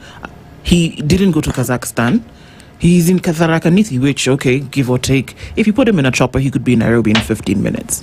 But this is Kenya Kwanza. He was sympathizing with us. He was even telling us it would have been worse. If what happened? Yeah, if they didn't intervene, the fuel prices would hit 300. You had that conversation, right? Yeah. So then it pains to just ask yourself, what really do people discuss even in the cabinet? What do they discuss in parliament? Have we ever really had our parliament convene for a matter of national interest? Yes. Like you see the parliament full as they would be when they are impeaching someone, full as they would be when they are passing a finance bill that possibly they have been given money somewhere from some quarters. We need to bring order starting from parliament. And the weakest link in our governance is the parliament, because unfortunately, that is the only arm of government that is vested with the power to check on the executive. But they have become friends, sometimes throwing themselves over the executive unnecessarily. And that now brings a bigger problem to the judiciary, which now looks, like under capture as well. It really looks like they are in argument of who does what. And then it seems like the judiciary has to come in to stop people from, hey, stop the nonsense in the room. So then when the judiciary does that, we start questioning again, can judiciary stop this person from doing this function in the full understanding of the concept of separation of powers? So then, therefore, I think the bigger problem is we are hangovered in the old constitution, where it was the president that would come to build classes, the president would come to open a bridge, the president would do this, the president and that is would buy Ruto's a bus. style. So that's the part you're not saying. It's because Ruto does that because we are forcing him back into the old constitution. No, we're not forcing him. No, we're not. I'm sorry. Are we really forcing him back? Because he would like the old constitution. He voted against the constitution. Which I carried with me. What would you say when Ruto comes to, let's say, my area, just as a president, he has a right to do that, and my MP stands and says, tunaomba utununulie basi ya ishule. What does the president do? You are taking him back to the older constitution where Moi would say, I'm giving this for this. Well, he's got a 17 billion budget. What is he going to do with the money? So it is actually our members of parliament who are returning the president there. You have seen them gather and say, maybe members of parliament from this region, we are going to State House. To do what? To ask for 17 billion there. Buses. Are you saying there's 17 billion there? Are we placing an even larger indictment on parliament today that that they don't understand their role and responsibility? Absolutely. That's true. You have CDF. Why are you going to State House to ask the president to give a bus for your local school? Why are you going to parliament to ask for a bridge in your local constituency? You have that budget. If you did that, then the president has nothing to do in your constituency. The president will not be on top of vehicles coming to launch a tap in your constituency if you didn't invite them. As the chief guest. The problem is complex. Yeah. And it's a cultural problem. There's a book I'm reading here, and the reason I'm reading this book, 1776, is because America is 250 years old in 2 months. And let me just share a small quote here that gives you the context of the problem in this country as I see it. This quote is by then the General, George Washington. Let me just read the quote quickly, Dennis. The reflection upon my situation and that of this army produces many an uneasy hour. This is Old English. When all around me are wrapped in sleep, few people know the predicament we are in. George Washington was trying to put together an army to fight the British and establish the United States. This is in January of 1776. And as a leader, and this is what true leadership is, he wasn't sitting there, and I give this example often about the founding fathers. He wasn't sitting there thinking about a helicopter. There are no cars even those days, or about money, or about wives, or allowances. He was sitting there thinking about a dream about a country. So this is what leadership is, Nduh. This is what leadership is. It's not these things that these guys are doing. I'm going to run around and do private jets, etc., and live my best life. It is a leader has to be unable to sleep because you realize if fuel hits 270, guys are literally going to walk to work and be unable to eat. So for me as a leader, I cannot sleep at night in my Lavington home. This is what we're lacking, and that's why what Alenga is saying is quite, palatable, because even in Nigeria, where you come from originally, it's a complex problem. It's not a parliamentary problem. It's not a presidential problem. The problem is our society where, for instance, my friend Sakaja will not even sweep the streets of Nairobi, but he will rush to try and compromise the Matatu guys. You can see all the discussion on compromising, basically. I hear they're going to Mombasa. And there's many things coming out. I hear that, which is true, that the office of the former third president Kibaki is used by Dennis Itumbi. I mean, there's all these absurdities all across the room, all across the country. It therefore follows that you cannot have this kind of reckless style of governance and then have accountability. It cannot follow that you can have this reckless approach and have an largely incompetent cabinet, and then at the same time be abiding by the constitution. So one would say, for instance, on this headline today, that the president removed Gachagua, who is a bad man. We agree on that, because you wanted a pliable man. And what even bothers me more, Nduh, and I'm being a bit philosophical here, is we know that Gachagua is a rough man, is a bad man. What bothers me is that, we know this. I mean, for those of us that are political strategists, analysts, etc., we know this. What bothers me is that the reason Gachagua has continued to fight from the outside is because he feels he is victimized while the president is just like him. That should bother you. That should bother you. His argument is, William Ruto is worse than me. That should bother you. As a voter, as a taxpayer, as a patriot, we're extremely dissatisfied with the direction this country is going, a year to elections. And that's why you see everywhere, in every region really. The president was in Moyale the other day, Mandera did his rally, and as he's leaving, guys are just chanting one time all over the place. So it's not enough to just lie to him. It's what they need to do is take a step back and ask, why the disenchantment? Why the dissatisfaction? Why do you think there is dissatisfaction with the government of the day? And if possible, I wrote an essay. Maybe difficult. Saying we can go through your essay, and maybe Dennis. I'm actually going to publish it in your newspaper. So you'll give me someone for that after. Let's look at the reasons that people are disenfranchised, dissatisfied with the government of the day. Because if what we're hearing is the case, and maybe something resonates with what you said, that a leader will not be able to sleep at night if there's the fear that the children of the nation will not be able to go to school. That a leader will not sleep at night if one person says this thing that you promised people that was going to deliver healthcare is not working, and somebody How do you sleep died. At night? And somebody died because they did not receive health care. Yes. So there is a disconnect between what a leader ought to be doing and what we're currently seeing. Correct. What are the indicators that there's dissatisfaction amongst the people? I guess this is for both of you. What are the indicators that there's dissatisfaction from the people that should actually be hitting the nerve of leadership right now? That's such a good question, Nduh. And I don't feel we can do justice to this conversation in the hour that is allocated. So we'll probably have to have another conversation, but very quickly, and I'll let Alenga chime in as well. Bottom up was specifically to focus on the small person, mtu mdogo.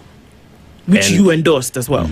Correct. And which the president spelled out, and which there's evidence. You're a media house, you have all the footage, you have the manifestos, you have everything. To start at the bottom and not be about mabwenyenye na wadosi. I'm using the president's own words against him. Is the focus there? The simple answer is no. Now that he's the president, the focus is not there. Borrowing, the issue of borrowing, and I think I heard you guys talk about that when I was on my way here. Under Uhuru, the national debt went out of control and almost became a crisis that brought Kenya to its knees.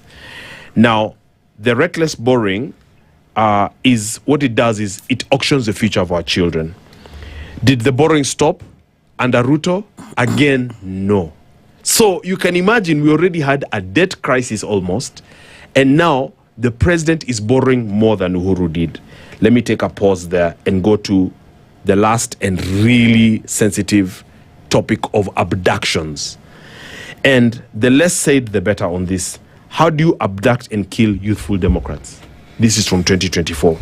They are the future. They are trying to get you back on the right path after you have derailed, and you abduct and kill them. How do you abduct the Attorney General's son? Justin Muturi. So these kinds of things, Nduh, these are just obvious blunders that will obviously drive people away from you and away from your agenda. I mean, Alenga, president is exposed. That's a fact. Kenyans have been speaking about their dissatisfaction for a very long time. They have expressed themselves on the streets. Every other time, whether it's on social media using caricature, whether it is on coming up with their own apps where they're talking, whether it is through comedy, Kenyans have expressed themselves on how dissatisfied they are with what they're doing happening in the leadership circles. But is anyone caring? Does anyone look at this and say, these guys are saying something, we ought to change how we're doing business, we need to engage them even more? Or is it a question of we are in power, what to do? I think the air of discomfort is all over the country. But then I try to confront the question even more by just asking myself, so who's going to fix this? And I think that's where we go wrong, because each one of us has the problem statement so aptly captured. But then we throw it to one man who sits at State House. That's where we go wrong. Because I believe all of these things can be fixed at the levels where they are supposed to be fixed. Benji has eloquently and so strongly put up the problem statement. But then I was listening to him to just find out now, where do we place the blame? Where do we start from, So I then imagine if our parliament woke up and did what they're supposed to do, what would happen? If some of these things that we keep pushing to the door of the president were just fixed at policy level. Let's say, for instance, there's a fuel crisis. Who really needs to talk about the fuel crisis? I am thinking in the energy ministry, they should ban the midnight oil. And when the president comes, they tell him, this is the proposal we have. Look at it and see what direction. But how is that possible when the CS is incompetent?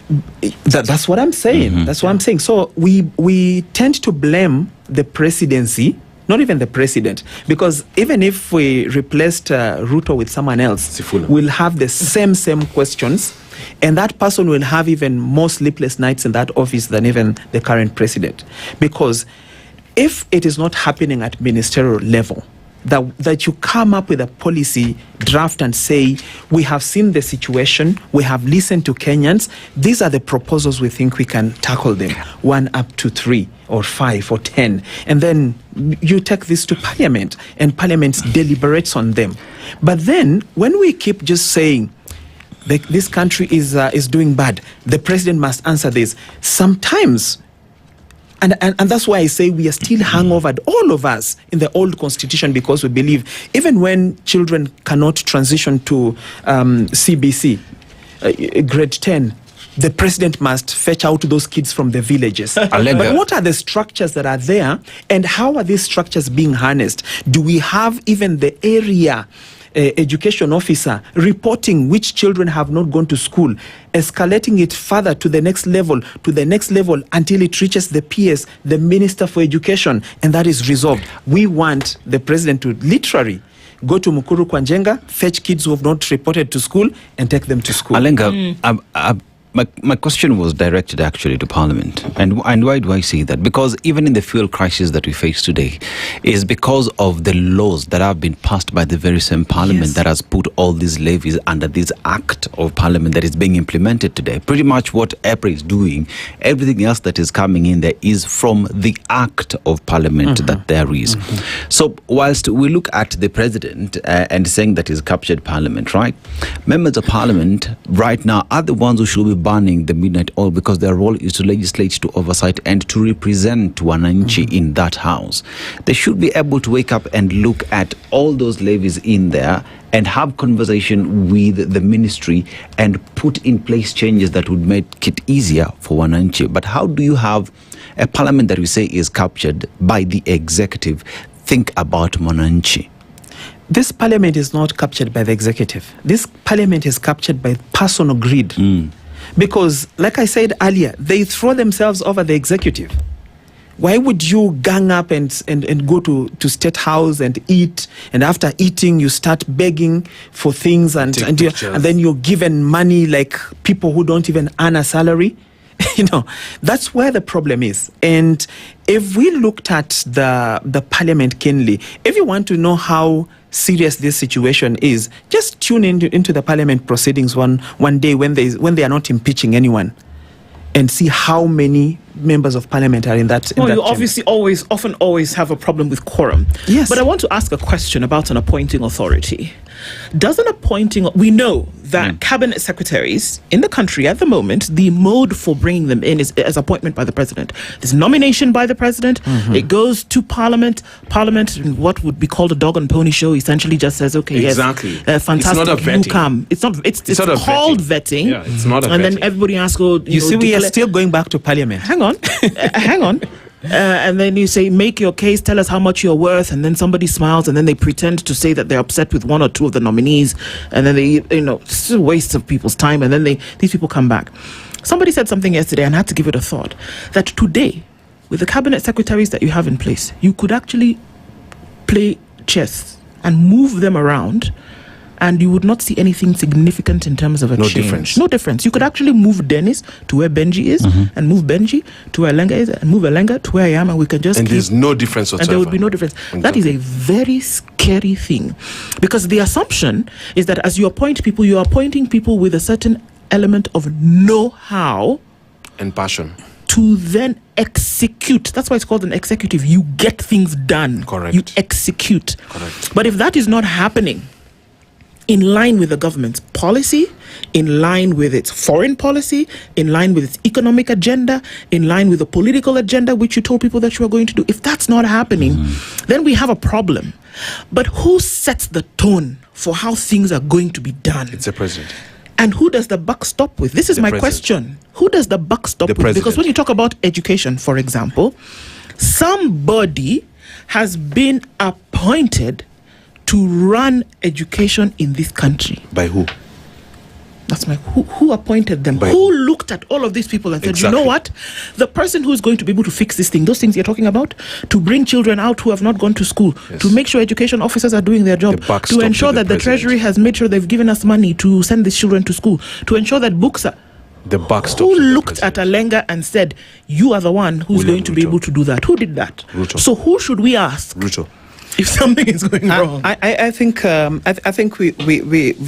may not really confront the problem so well if we looked at it from that direction. And this is my alternative view. What does the Constitution say about who should become a cabinet secretary? It says it should be a non-politician.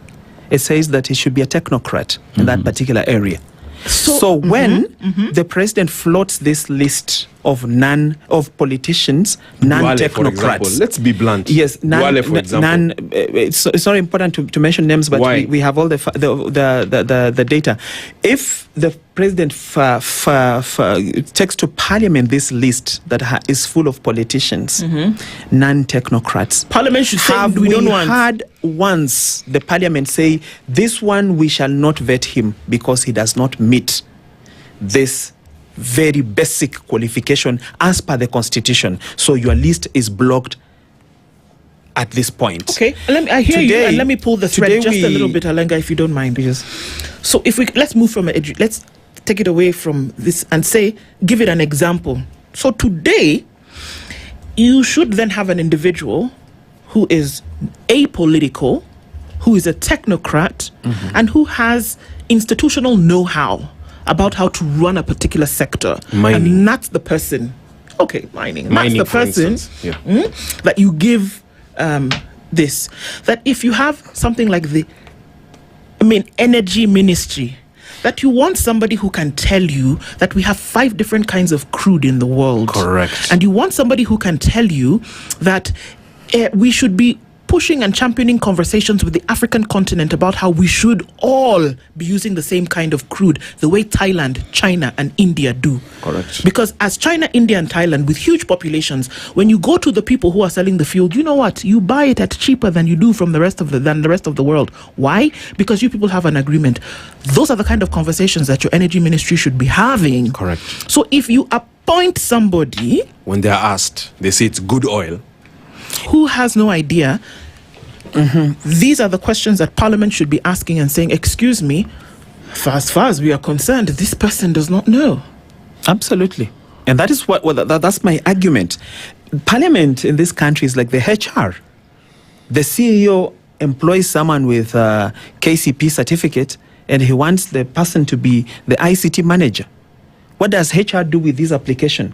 The HR should be able to advise the CEO that, well, you wanted this guy to be the head of ICT, but the basic qualifications, he does not even have a degree in ICT. Will the CEO still bring more lists of incompetent people? But because we have a place where we know we will sail through here, and I don't think at any point the president calls all the 390-something MPs and tells them, I am bringing this incompetent person, please pass them. The president just say, let's try our luck. They use the majority leader. Yeah, let's try our luck. And clearly, and if you have demonstrated time and again that you don't care, that you don't look at the documentation, that you don't interrogate, then it will be easier for the appointing authority to just keep sending guys to you because somehow you will have mercy upon them. So we have to have a parliament that stands and defends their affairs, first of all. Benji, members of parliament you talk about today, majority of them come from political but parties. Sorry if I seem a bit angry. I'm just... It's all good. It's all just good. a bit worked up. Is good. So we have members of parliament who come from different political parties. And for example, we talk about the majority in the House today, right? Yes. And you look at that and more often than not, we see it is a directive that has come from the president telling them to go do exactly what he wants. So at that point, when we see failures in parliament, especially when it comes to legislation or even vetting of those who would get into various offices, who do we blame?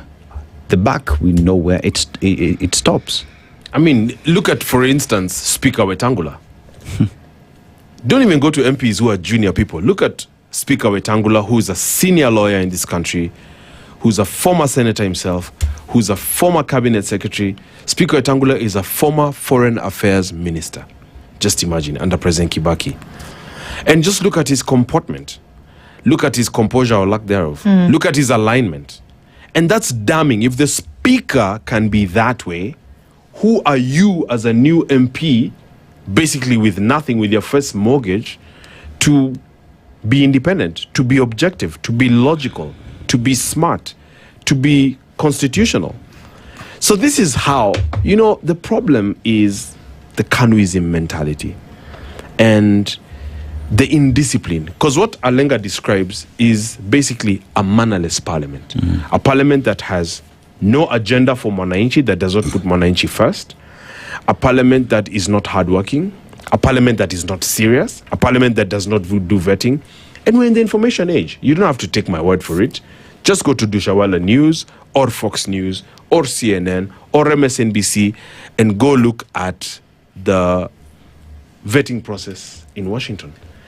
And actually, I challenge you that if you saw the vetting that happens in Washington, you will be afraid to go to public service.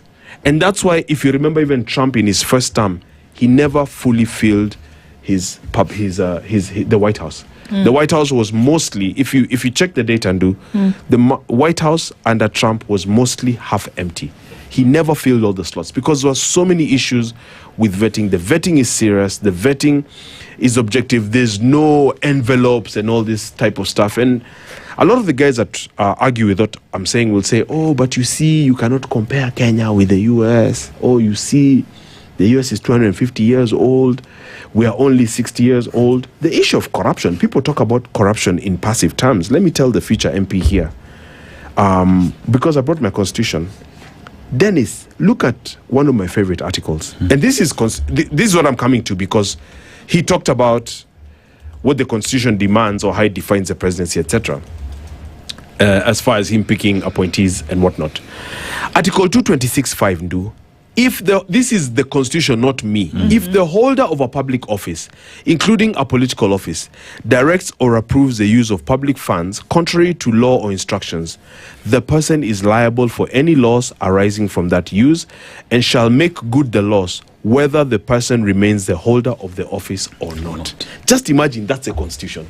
That is, and I know that article because I worked for the Auditor General. This is a constitution on accountability, Nduh, in a country where we cannot build classrooms, but Kindiki is spending 80 million shillings on a chopper in a day. That is investigated, reported. That's not me saying. 80 million? Where is he going? Come on, Benji. No. 80 million shillings on a chopper, where is he going? Honestly, insane amounts, in frivolous manners, on by-elections, on all manner of things. And the point actually I'm coming to, Dennis, is, as per the constitution, if there is continuous violation of the constitution, my question to you, Nduh, is the government even legitimate? I'd like to challenge you guys on that. If the government is continually, consecutively, conspicuously violating the constitution of Kenya, sometimes people don't even know what the president is, people don't know who is running what, a blogger is convening meetings and ministers are answering under him. Is that government even legitimate? That government that we give the benefit of the doubt. That's a challenge I want to give you guys, because I think we have a bigger problem than we're discussing here. We'll look at a situation that is the reality for a number of people. And let's look at a situation where, just as an example, I mean, the member of parliament for Kithiani constituency sat here and he told us about, you remember it was in public, Robert Mbui. He told us that, you know, he had to take the mace one day. There were not more than 15 people in parliament on a day when the divestiture of KPC holdings by government was being discussed in parliament. Exactly. We also know the rules according to the constitution that you must have quorum of 60% to pass anything that then becomes law. Okay? That day, they had not met the threshold for quorum. And he was standing on a point of order that we cannot discuss this and come to a conclusion because we do not have quorum. Very simply put, we don't have enough people. The deputy speaker of the National Assembly on that day had him thrown out because he took the mace, and once the mace has been taken, it means that you cease all proceedings at that time. Correct. Because the mace is what essentially allows... It's symbolic. It allows his conversations to take place. Yeah. And he took the mace, but what happened to him? He was thrown out. And he was standing on the point that constitutionally we can't even be having this conversation because the rules of the House say that we must have at least 60% to pass this thing. It was passed. KPC already is a done deal. So was it sold to Uganda, by the way? Well, many people. Now they're having a conversation about who the CEO is. Anyway, the question here is, this is the same parliament that we're talking about today. That for what you're saying, Alenga, that a lot rests on their shoulders in terms of what they're supposed to do. Also, we know that politics is optical a lot of times and that there is an expectation. Many have... Show me one cabinet secretary today who has not been appointed if the optics say that they were in support of government and actually sang the song politically. So how do you ask people to do a job objectively according to the constitution when the very appointment they sit on is because of who and how they supported in an election, for example, or who they continue to support? We have cabinet secretaries today, the one who is supposed to be making sure that your debt is paid, who are standing on podiums, campaigning every weekend. Mbadi. Today. Let him sue me. So tell me, how do we expect the job to get done? It's not just parliament. Cabinet secretaries campaigning. Others who sang the song correctly have been given positions. The work is not being done, and it doesn't really matter which political side that you're on. And they're not performing. The work is not being done. And these are people who are appointed by one person to get the job. If he appointed in good favor, he should be able to look and say, you know what? This is not working, guys. Exactly. Change the thing. But that itself does not happen either. Exactly. This is what I want to say about the whole issue. If you look world over, leaderships that are very effective in our judgment, they are so because their parliaments or their Congress houses are houses of order, and they exercise checks and balances effectively. If I, as appointing authority, or any president whatsoever, even if Benji became president today, there are things he may want to do as a person. That'd be amazing. But those things must go to Parliament. But if Parliament shows Benji that whatever you bring here, we are okay, we will pass it. For instance, I have said so many times that the Constitution is very clear on who becomes a CS. Yeah. But Parliament says we are okay with the list you have given. Don't worry. We will work on this, you know. We have seen people come for vetting and they cannot even express themselves. Sure. Some of them cannot even talk. But the next time they are gazetted because Parliament said it's okay. So continuously, this Parliament okays every rubbish that is churned in the system. But somehow, we will have to blame the president for it. Yeah. For me, I totally think if one day Parliament rose to the occasion, one day, the president would now, the next meeting, the president would bring a different list. For instance, we had the finance bill that was passed in 2024, which many MPs confessed thereafter they never even read it. And after the finance bill got resistance from the people and the country was almost heading into turmoil, they returned it back to Parliament and they started looking at it, relooking at it. And then the president now tells them, bring that finance bill. And then the president says in a presser, I have removed this, I have removed this. As who? But what was happening to the parliamentarians who were behind him? They were clapping. That finally you have shown us how we are supposed to do our work. So then where does the problem then come from? It is from the selection of these parliamentarians. If you look through all the constituencies, most of the constituencies, we elect people who have retired. They have been working for the last 30 years or so. They have accumulated money. Then they come and buy the vote in the villages. Yeah. Once these people come to Parliament, they have not come to change country.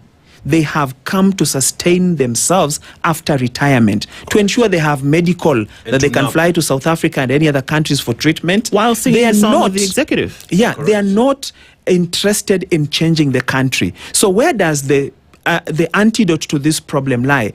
Let's face out these old legacy politicians who understand nothing but just primitive accumulation of wealth, polygamy marriages and all that after they have gotten the seats, you know, stealing money from their own constituencies and counties and building storied buildings in other counties. This is all that is happening. Right. And when you call these people to speak about country, they do not understand the cost of education because they have taken their children to school and they have jobs. Others have studied even abroad. They do not understand sleeping on a hungry stomach because they wonder, why did you sleep on a hungry stomach? They have been working for the last 30 years. When they retired, you took them back to Parliament. They have been there for 15 years in Parliament. Their car is being maintained by the government. It's being fueled by the government. When they drive back to the village to see you who voted for them, they are given mileage. They're told, sorry for going to your village, we will compensate you. These are not the kind of people that we expect to change the country. So it has to begin from us as the voters.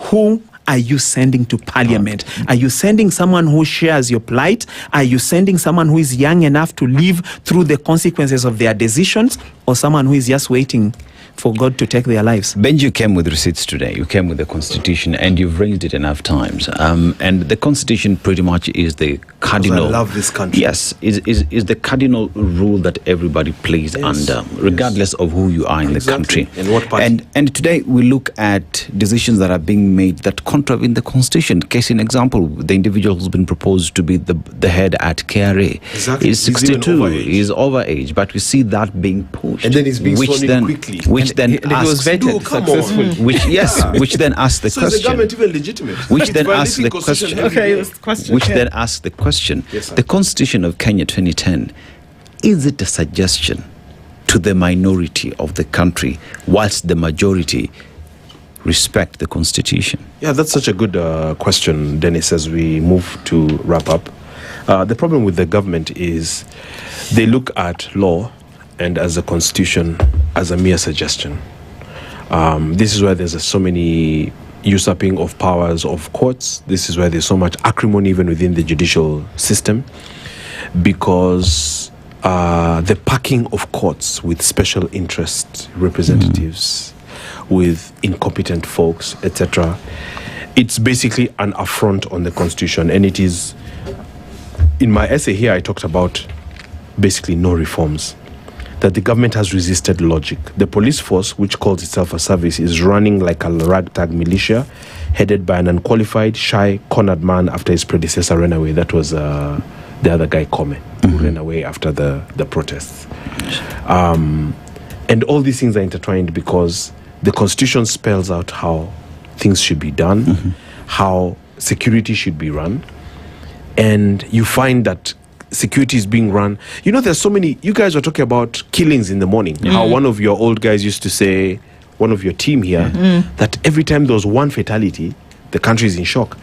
And now with every protest, you've just got people being shot indiscriminately, unarmed, youthful, and it's their constitutional right to demonstrate. And who's doing that? The police. Because the police is rogue and answerable only to, as long as the president is kind of okay with it, then the constitution becomes a mere suggestion. And this is the way to dim the dream of the constitution, because 15 years after the constitution was passed, Dennis, we should have very robust institutions. We should have a very good parliament, competent, full of, proper senators that know their work, that hold the executive accountable, that redistribute money to cushion the bottom half. The bottom half who earn what? $1 a day? Are you kidding me? Instead, what do we have? We have all manner of wastage, largesse.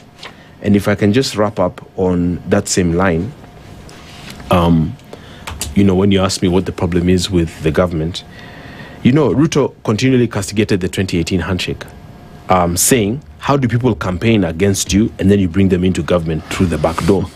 And now, Joho is his minister for mining.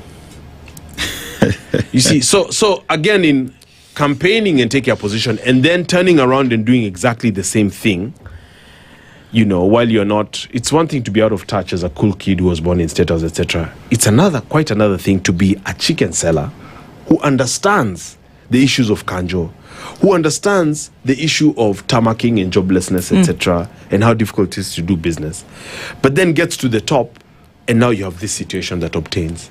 This is exactly the problem, and it is a problem that must be called out, that must be analyzed, and most importantly, that must be fixed, Dennis. It must be fixed. We cannot just keep talking here on talk shows. Yeah.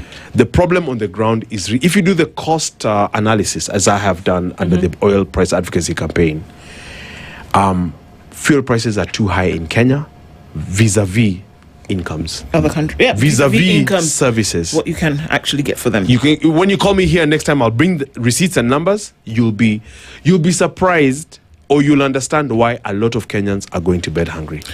These are the conversations that we must have, and I think we started with them and said that it's probably an hour is not enough. Alanga Tourist says that, the problem is at Parliament. Be very careful who it is that you're bringing into Parliament, because the buck stops there. True.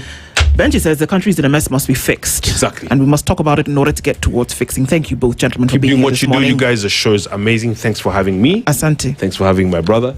Thanks, both of you, for being here. Yes. Conversations continue. Good morning at 8:08. The latest news from around the world. 94.4 Spice FM.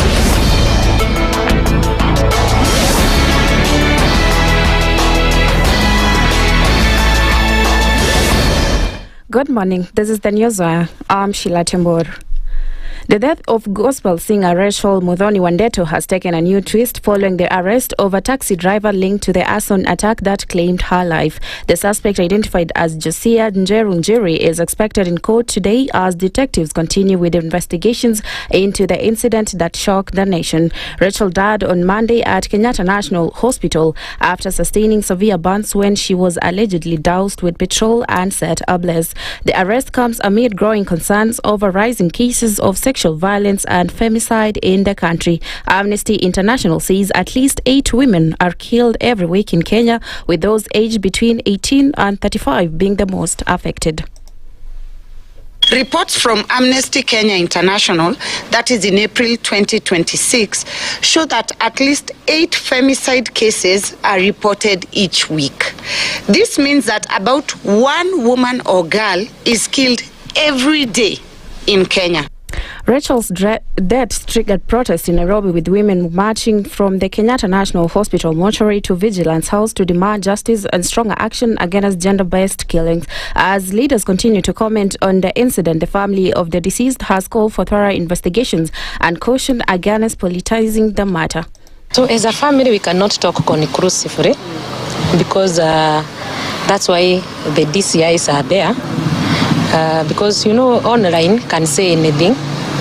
And if we take side right now, and then investigations comes out otherwise, as a family, we may feel unfortunate. So for now, we want to leave it to DCIs. Whatever investigations they'll get, that is what the family will believe. And Siaya Governor James Orengo has protested the withdrawal of his personal and residential security detail, describing the move as abrupt and unprocedural. In a complaint to Inspector General of Police Douglas Kanja and a press statement issued yesterday, Orengo said officers attached to him and his Nairobi residents were withdrawn on Tuesday evening without notice, explanation or replacement. The governor said the action had left him without security at both his official and private residence, raising concerns over the handling of security arrangements for state offices.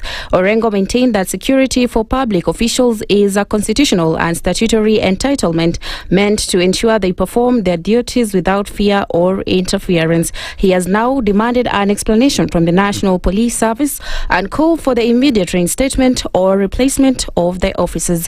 And that's the news. I'm Sheila Tembor.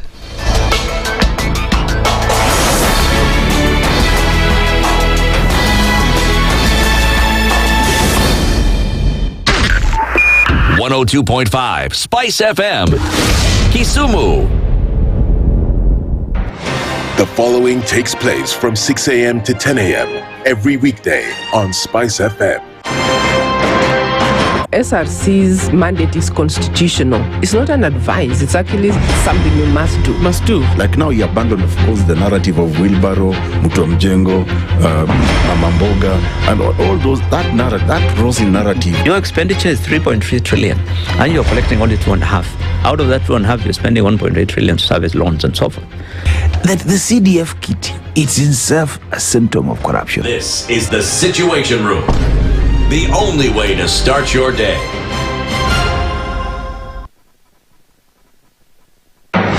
The following takes place from 6 a.m. to 10 a.m. every weekday on Spice FM. Presidency is fairly interesting in the sense that it will actually take us to a new consciousness. Swali zile watu hawaulizi na swali muuliza na shangala ni aje, kwani huku kunaendaje? 30 billion shillings annually on travel alone in public service. A Kenyan can even demonstrate every single day of his life that Ruto must go. That is the only message of his demonstration. That is his right. That bribe blinds the eyes of the wise and subverts the cause of those who are in the right. This is the Situation Room. The only way to start your day. The following takes place from 6 a.m. to 10 a.m.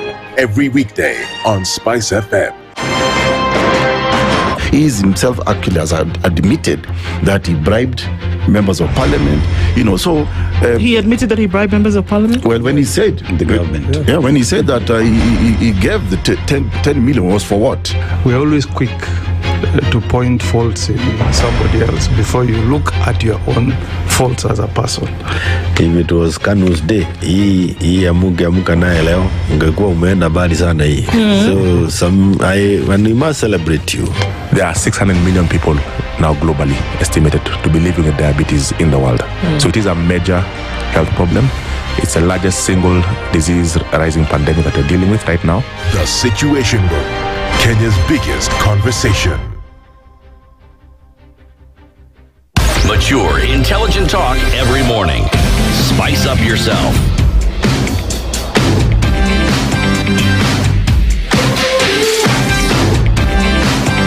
Mornings done right. 94.4 Spice FM, Nairobi. Our conversations continue this morning. It's now 7 minutes after 8 o'clock. And our Justice Thursday conversation today has legs already because we're going to be going in a couple directions. There have been some rulings that have been made, and there's a high possibility that we may not understand what some of these things are. There's some things that are being said, the rulings that have been given. There is conjecture over things that have been passed over the last couple of years as concerns teenagers, as concerns consensual sex, as concerns the age of consent and punishment. All of those things we're going to be discussing on our Justice Thursday conversation this morning. And we're able to do that today because when we call, they come. Wakili is here with us this morning. Wakili Murara Omoke is an advocate and he's here in the hot seat this morning. Wakili, good morning. Good morning. How are you? Very well, thank you. How are you doing? Good. Welcome to the hot seat of the Situation Room. Thank you for the invite. I appreciate it. I could have been here earlier on, but I was not able, and I apologize. I wish I had been here a few weeks before today. Well, we're glad that you could, because on the day that you're here, there are two major headlines that make them their way into the paper concerning this issue that we're going to be talking about. So it's one that has been there, it's latent, it's been bubbling, but then now here we are with rulings. But before we do that, as we normally do, Dennis will welcome you to today's proverb and share that. The proverb today comes from Gabon, and it says, even a leopard cub has spots. Even a leopard cub has spots. How would you interpret it? I think it means that basically that even a leopard as a baby is already, it has the inherent capability of becoming, reaching its full potential. So I think I would relate that to in day-to-day living, that we all have the capacity, the inherent ability to reach our potential as humans. Well said. No, indeed, well said. Okay, so how we can start this conversation, because there are layers of this, but there are two things that stand out for us right now, and this is on these two. One, a ruling that has come out of the High Court under Justice Bahati Mwamuye, as well as the split that we are seeing amongst judges when they argue on the age of consent and the punishment. Justice Odunga previously made his thoughts very clear when he said, you know what, and I'm just, you'll use the legalese, but it was clear for what he said. He said, you know what, we shouldn't punish these children who have engaged in consensual sex under the age of adulthood like we would somebody who has defiled another child. Basically, this is what he said, bringing in the Romeo-Juliet clause. And so now we're at a place where everybody's saying, wait a minute, so what does that mean exactly? From a legal point of view, looking at the age of what Kenya constitutionally decides a child will be a child and not an adult, how do these make sense? Let's start with this age of consent thing before we come back to what consent actually means. So generally, under our legal system, the age of consent is considered to be, you come to majority, the majority age of 18 years. Our constitution defines a child as anyone who is below the age of 18. Adults are above the age of 18. And the same position is stated in the Children's Act. Perhaps, so that is the position in the law. What the judges perhaps are trying to say is that if a child has made a mistake, has engaged in something which they were not considered to have the capacity to engage in, they should not be punished. I feel like that's basically judicial attempts to bring law reform, but it doesn't give the judges a leeway to go beyond or to engage in judicial overreach. And that's what brings me to the decision that we are under discussion today. The decision of Bahati Mwamuye, that it was just passed yesterday. Yes. In that particular case, it's good, perhaps, would you like me to give a context, perhaps to enable us That would be great. Give a context, because then we can come back. It's very important. Yeah, it's very important to lay the ground for this. This is where this is all coming from. Yes. And then we can come back to your proclamation of judicial overreach, because that's already interesting. So this decision is High Court petition number 400 E490 of 2025. I have the full judgment. I'll be able to share with you at the end of the program. It's good to also have it and go through it. That petition was brought by there were 4 petitioners. So the first 3 petitioners were minors. The first and second petitioner are they are males or they are male children who were arrested and charged with engaging in sexual acts with fellow minors. So they were also they was at the time they were 17 years old, and the girls were 16 years old. Eventually, so this found its way to the Constitutional Court to determine the constitutionality of the charges, because the argument they were making is that these were consensual relationships. They were supported by there's a not-for-profit organization called NAYA. That's basically that promotes adolescent and youth interests in Kenya.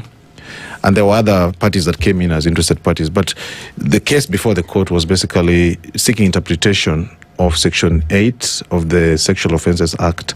Section 8 deals with sex with a minor. Okay. Then Section 9, there's Section 9, rather Section 10, which would deal with... so there's Section 8 on sex with minors. Section 10, which would deal with what to call indecent acts with a minor. And there was a connection between these sections with Section 43(4)(f), which basically presumes that children do not have the capacity to make decisions touching on these particular issues or making decisions on sexual contact. So the argument was that it was consensual and not coercive. So they were seeking the court to get an interpretation or a declaration that if it is not coercive, it's not exploitative, then they cannot be charged with an offense. In the end, the outcome of the case was the court seemed to agree with them, in the sense that the court made a decision finding those sections to be directing the various agencies, including the Director of Public Prosecutions, the investigative agencies, to align their policies to distinguish between those two sets of offenders. So if an offender is one who is seen as one who was engaged in a non-coercive, non-exploitative relationship, vis-a-vis the ones who are engaged in a coercive conduct. So that's the kind of distinction they were trying to draw. Just do English for us. Yes. When you say non-coercive, that means I like you, you like me, we move. Right? Yeah, that's what coercive is you take it by force, and you may even defile or hurt at the time. Right? That's the two we're talking about. Yes. Okay. So determination for a non-coercive relationship, how do you determine that this one is non-coercive, that these two have agreed? Exactly. So that's why that's the problem exactly that is created by this judgment, because they do not tell us how to determine those kind of situations. That's the danger in the decision. The other danger in this decision is that it just talks of adolescents very generally. Of course, from general grammar, we consider that an adolescent, in some cases, like the World Health Organization defines them as one who is between the age of 10 and 19. But I think in Kenya, we generally take them to be people between the age of 10 and 17. So you can see they are saying that it has to be minors who are close in age in a relationship, a consensual relationship. So there's a danger there, because if I'm 10 and 11, it's okay. If I'm 11 and 12, it's supposed to be okay. It's a very dangerous. But the only lines we are playing within this, the lines we're playing within here is for the purposes of determination of criminality. We are saying that if you are looking to charge somebody for a particular crime, had they engaged in sexual activity when one was 10, hey, God forbid, when one was 10 and 12 or 12 and 13, if they had agreed that they like each other and everything is okay, then we cannot charge them. But if a 14-year-old had taken it by force from a 12-year-old, then on that we can charge. That's essentially what this judgment is saying. That's what it's saying. And how do you determine that a 14-year-old took it from a 12-year-old by force, or that a 12-year-old gave it up to a 15-year-old without any problem. You were not there in the room, and we already know that the law is unable to interpret situations for which it was not present. Yeah, that's really the danger that this decision has created. That it has left it at large. Who is to determine that? Because if you have a child and they face a situation whereby, let's call this other person a friend who is there facing a criminal sanction, they might feel the pressure to simply say it was consensual, even if it was not. So that's the difficulty it's creating, and I think it's very dangerous. The court, what I think the court should have done, the court should have called for legal reform on this subject. And there's many other subjects in the criminal justice system that require reform, not just the issues touching on children, but even generally, what are the sanctions available for different types of crimes? And the original sin in this case, I can tell you the original sin is what you call the case of Francis Muruatetu case. And that, I'll trace the original sin to the Supreme Court. So the Supreme Court was faced with an opportunity to give an advisory opinion on whether the death sentence as prescribed in the penal code is unconstitutional. And there were arguments went on and on about this is a violation of the dignity of the accused person, of the person who is facing this mandatory death sentence. And we went on to this discussion and forgot about what was the violation. Because someone is facing this sanction for a violation that they engaged in. And that was the original sin. So what happened thereafter, once the court made that declaration, then the courts became confused. We have courts claiming that a life sentence, because now they were given the option of a life sentence. Some courts think that a life sentence is 15 years. Others think it's 30 years. And that is not proper. In a criminal justice system, we need certainty. Criminal law has to be certain. You engaged in a certain conduct, this is the punishment. It must not be left to conjecture and manipulation and interpretation and judicial craft.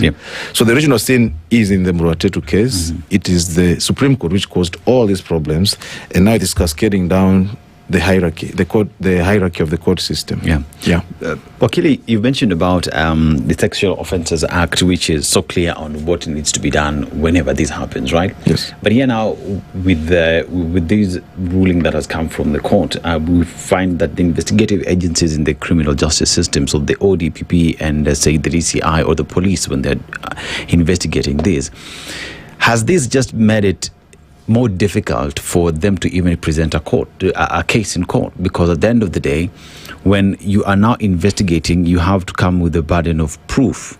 So, because I'm 17, this one is 13, we are still minors, she agreed, he agreed, or he forced. How do you go about it? Is it just now very difficult to prosecute these matters in court? There is a difficulty, but at least the court asked the different agencies to come up with guidelines. So it asked the Director of Public Prosecutions to come up with guidelines, and the same is expected of the police, the National Police Service. But definitely it leaves them in a difficulty because, for instance, you use the word close in age. Yes. So what is close in age? It's not been defined by the court, and this is not the work of the court actually. When it comes to criminal, when it comes to criminal law, it is better left with the Parliament to define for us what is a given offense, what should be the punishment. And I argue that there is need for reform because even within the Sexual Offences Act, the language is it is not very well written. For instance, when they talk about defilement of children, they have classified, and they have one of the third level is where there is an offense for someone who is engaged in who defiles a child between the age of 16 and 18. Now when you say 18, again, now that goes to the territory of adults. So I felt clearly here the law should have been properly written to mean between 16 and below 18. But when they say between 16 and 18, so in 18 is sort of inclusive. And it leaves, you can see there's an issue there also with the legislation, but the courts have only made it worse. So if we were to talk about a proper reform that would come to address the issue that you're talking about, what would be the correct procedure that would then guide a proper and clearly spelled out way of dealing with these matters? What I expect the court to do is upon finding whatever it found in the judgment, it should have asked Parliament, the Attorney General and Parliament, to take action to basically introduce either amendments to the law or just to rewrite the law, to repeal and replace the existing legislation. But to just give a declaration and leave it at large, it's very dangerous. But as I said, the original sin is I trace it back to the Supreme Court. Okay. So there's a problem, right? This is what you're calling the original sin. Yes. There was a problem that this ruling essentially was trying to cure, or that the interpretation that led to this ruling was trying to cure. And that, unfortunately, we do have cases where the intent was not criminal, or the intent was not to harm. Yes. And so with this, we see that those who may have, because there is a famous case, and because it has been adjudicated on, we can speak about it. There was a young woman, a teacher in this country, who was in a relationship with a young man. He was 17. At the time, she said that she did not know that he was below adulthood, because his physical features made him, you would never have imagined that he was underage. And she was then reported, and the case went to trial, went to court, and she was sentenced to 10 years. We have another case where a young man, and he was 17 years old, and the girl that he had sexual relations with was 16. And she got pregnant, and her parents now took this case to court, and he was then sentenced for defilement, statutory rape, all sorts of things were thrown at him. And that was the time that we started to see cases by Justice Odunga, who said, come on, we should be able to deal with this thing better, because the 16 and 17-year-old were clearly in a Romeo-Juliet case, whereby they had a relationship, but the cultural, traditional, outside the box took it to the courts. So we can see what this is trying to cure. Do we see a problem that it obfuscates when you now open the door? Because then what we are saying if we look at this headline, even if it is misleading, what it means now is that your 13-year-old can start to have sex and nobody can ask questions about it. Because how do you then keep it within the lines of criminality? So let's start with what problem it creates. Actually, there are multiple problems, because as you mentioned, there are teenage pregnancies. And when you think about it from a large economic perspective, it's a big issue, because if you have children who become pregnant, they have a baby, whose responsibility is it to look after this child? So while you say these children can have because in this judgment we're discussing today, the court is saying that perhaps these children, we should not assume that they do not have the capacity to make decisions. It's also talking about what you call evolving change, rather the evolution of the adolescents, that they are undergoing an evolution. But at the same time, they say these people do not have the capacity to access. They don't have the information to have access to reproductive rights.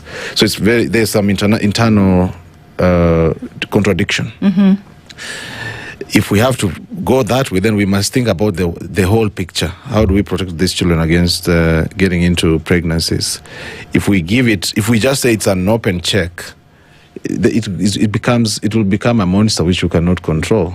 So as you asked, what should we then do? It's part of this legal reform. We have to, while we are appreciating these so-called Romeo and Juliet situations, we can't just leave it an open door, because it becomes, once you create a loophole in the law, then anybody is allowed to exploit the loophole in the law as long as it's within the law. So it's a problem. We have to just make sure that all these proclamations are taken through the right process. As I said, this is through legislation. It's through policy change. If we talk about policy change, we have to involve all the actors, from, as I said, from the investigatory to the prosecutory agencies. All of them have to be involved to reach a decision that then covers everybody. And then, you remember, Article 10 was mentioned in this judgment. It's one of the values in Article 10 is public participation. We have to involve, it's a national conversation. So part of it, I believe we have started this conversation today, and it should become a national conversation. I look at it, there is how this will play up in court, legalese, fraternity, and how you understand it. But from a layman point of view, I mean, children should not have sex. Children should not have sex.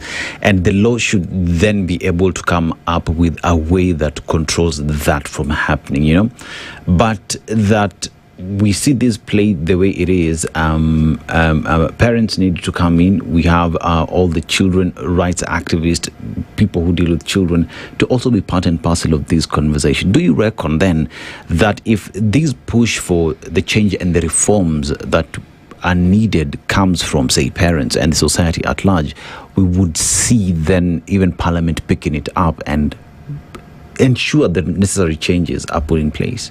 Yeah, you see, for Parliament, they should always be aware of all these developments. Yeah. They should be the first one, by the way, Yeah. to take this. They shouldn't even be coming later Yes. on. They should be leading this conversation.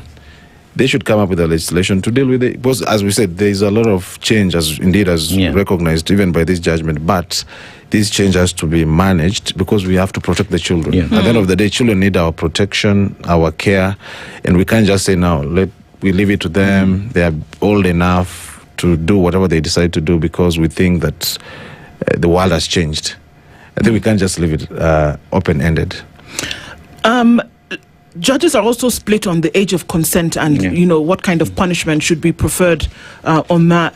In 2019, the Court of Appeal sparked debate over whether Kenya was imposing overly harsh punishment on teenagers involved in sexual relationships and whether the age of consent should be lowered from 18 to 16. And there was a whole hullabaloo about whether that should happen or not. The Supreme Court declared mandatory death sentence was then seen to be illegal. The lower courts followed with a declaration that Sexual Offences Act was also unconstitutional for having mandatory sentences, because that's what it was, blanket. The minute you find out this was happening, death sentence. You didn't even think about it, didn't even look at the details. The judge there, because the law said mandatory death sentence on anyone who is engaging in sex with a minor, you're going to... I think... So they said, let's start to look at this a little bit more. And then they started to look at that. And they said, let's lower the age of consent.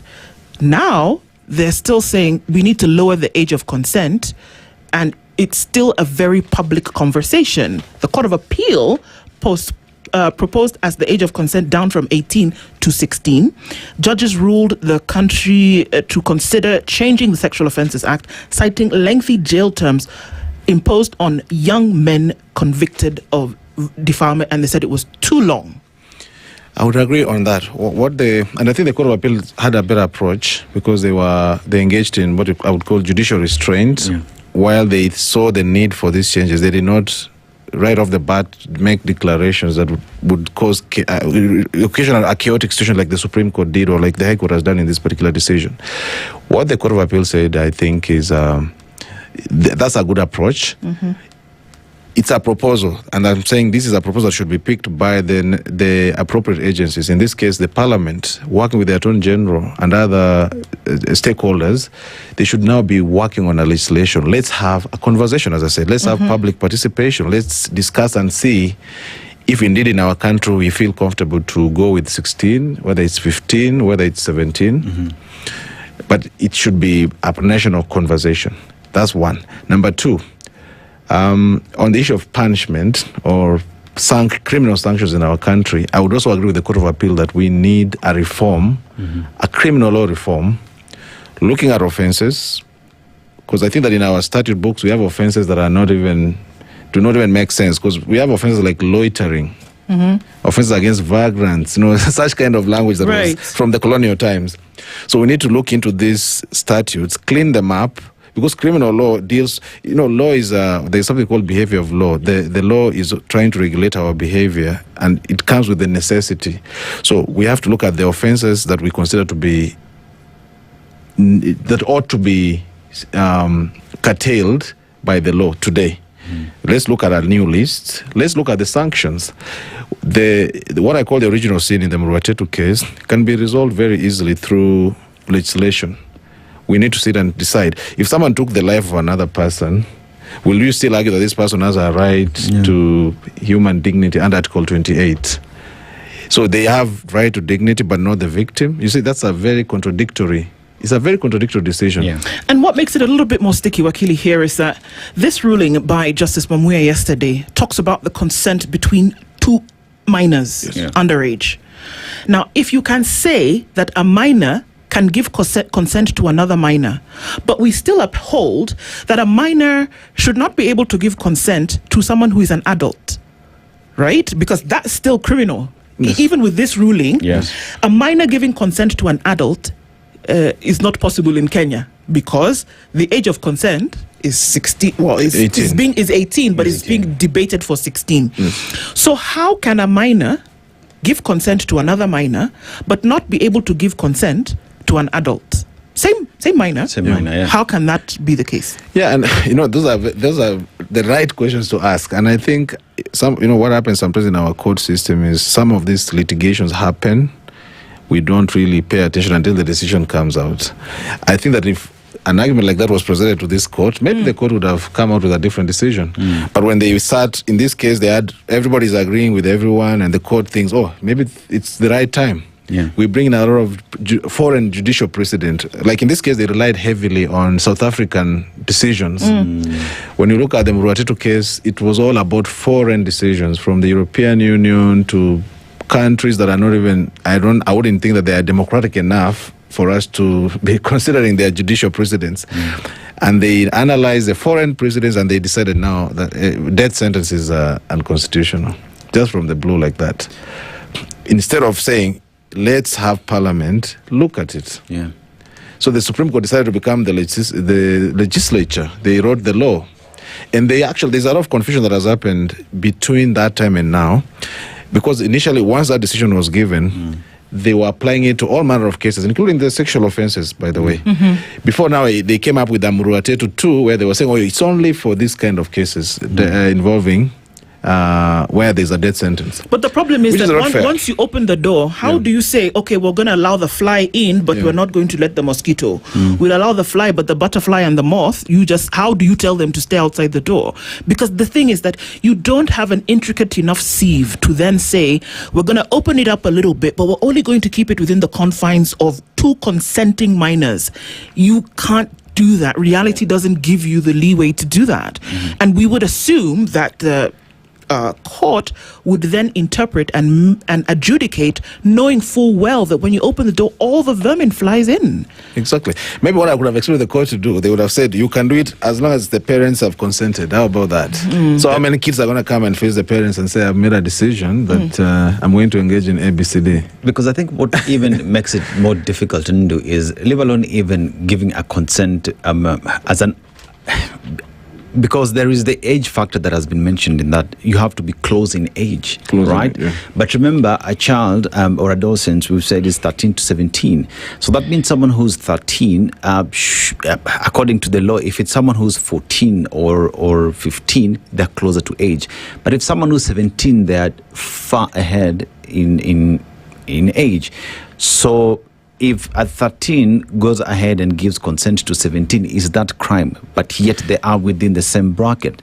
But if the same 13-year-old can give consent to a 14, what stops them from giving consent to a 17? Or if they can already give consent, not give consent to a 21-year-old because they know what sex is. But that notwithstanding as well, there is the aspect of this conversation also including parents in it. Like you've said, parents as well in that conversation, because in other jurisdictions, if children engage in sex, the parents as well are liable to respond to their responsibility in taking care of their children. So it is not a conversation that can just happen in the courts or in parliament, but parents as well have to be roped in. You reckon? I agree. And that's what I'm saying. What has happened in these cases, we have left these litigations to some institutions whose intention you do not know. For instance, we have this, the NIA, the Network for Adolescents and the NIA, Adolescents and Youth of Africa. We do not know what is their goal, who funds them, what is their aspiration, what kind of society they want to see in Kenya. Katiba Institute is there. They have been in many litigations, some very good, but I think in this one they got it wrong. But then the question is, who funds these people? what is their intention, what is the goal. Because you might have institutions out there that are not, they do not love children. They want to see children involved in bad things, and they come here and they go through the litigation quietly. You cannot tell the intention, but once a decision is passed like this, it becomes the law. Unless, hopefully, the Court of Appeal can stay this decision and allow us to have some common sense conversation. When is a child then deemed to be an adult? If your birthday is on the 21st of May and you were born at 8:30 in the morning, you turn 18 at 8:30, right? Yes. Yeah. On that day. At 10 o'clock, are you an adult? That's before your time, right? Oh, is it? You said no, I turned 18 on the 21st. At what time? 8:30. 8:30. At 10 a.m. I'm an adult. Exactly that minute. Actually, from the minute. So from the minute you turned. Last night, yes, I, as a child, could have had sexual relations with a 16-year-old. Yes. And according to what Justice Mwamwe is saying today, it is consensual. If it was consensual, didn't take it by force, it was fine. Yes. But if I did at 10 a.m. on Thursday with a 16-year-old, I could be liable for criminal culpability. And very serious ones, because there are 3 levels, as I said, for defilement. There is one which gives you a life sentence. There is the other one that gives you 20 and 15. If you're dealing with that, 11 years below life. If it's 12 years and 15, you have 20 years. If it's 16 and 18, like suddenly again, 16 and 18, the language, as I said, the language is a problem, 15 years. So now, as you said, 18. So should I now come and argue that, but it's 16 and 18, and I'm just 18? Yeah. So there is a danger there that even the legislation itself is self-contradictory. And I would have preferred a judicial intervention which identifies these gaps, recommends them for action by Parliament. Yeah. Do you think, because I keep going back to what Justice Lenaola said to us here once, and he said, you know what, we would assume that when judges are making decisions that they just read the Constitution back to back, or they read the law or what was prescribed by somebody, and they say they're going to make a decision based on the law. But they take into consideration the atmosphere, the climate, what is going on, and let me now see how I can apply the law to a situation. In Africa, it's not as a liberal society. When we say liberal, it's not curtailing freedoms, but liberal in terms of letting loose. It doesn't happen like it does in other parts of the world, one could argue. So do you think, or how should that liberalism, or like you say, agenda setting, be played out against what is traditional, carried out by the courts of law? Should there be a relation or consideration of the two? They should actually. When you look at the mandate of the Supreme Court, let me talk about the Supreme Court now that you mentioned Justice Lenaola.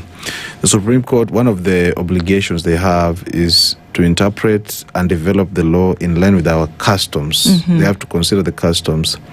So I think that that's one of the things that perhaps that principle should apply actually throughout the entire legal system, throughout the entire hierarchy of the courts. They should really make sure that even as we decide and develop and advance the law, we must always look at our realities, our culture, and where we stand today. Of course, the idea is to not promote culture that is seen as harmful. And we must advance the ones that we consider to be very good for our society. It's said that somebody does not fully develop mentally until they're 25. So this 18 that we're talking about, I don't even know where we got this magic number 18, but interesting. Psychologists tell us that by the time an adult is 25, that's when now mental cognizance, whereby critical thinking and maturity then have stepped up to a certain level. But here we are, and we are saying that it is possible. This is the same jurisdiction whereby we are saying child marriage is illegal. Child marriage illegal. Remember, a child is a child until they're 18 in Kenya. And we're also saying that children should be in school and should be doing things constitutionally that a child should do. Can we play in the same space when we have already established some of those things? We've said child marriage is illegal because they've not reached the age of maturity. But something as intricate and as serious as sexual consent, we can leave to the whims of an adolescent from 13 until 19, when we are saying that a human is not starting to embrace maturity properly until 25, and we're also in the same jurisdiction refusing things like child marriage for the same reasons that we are saying that you can't actually have consensual sex.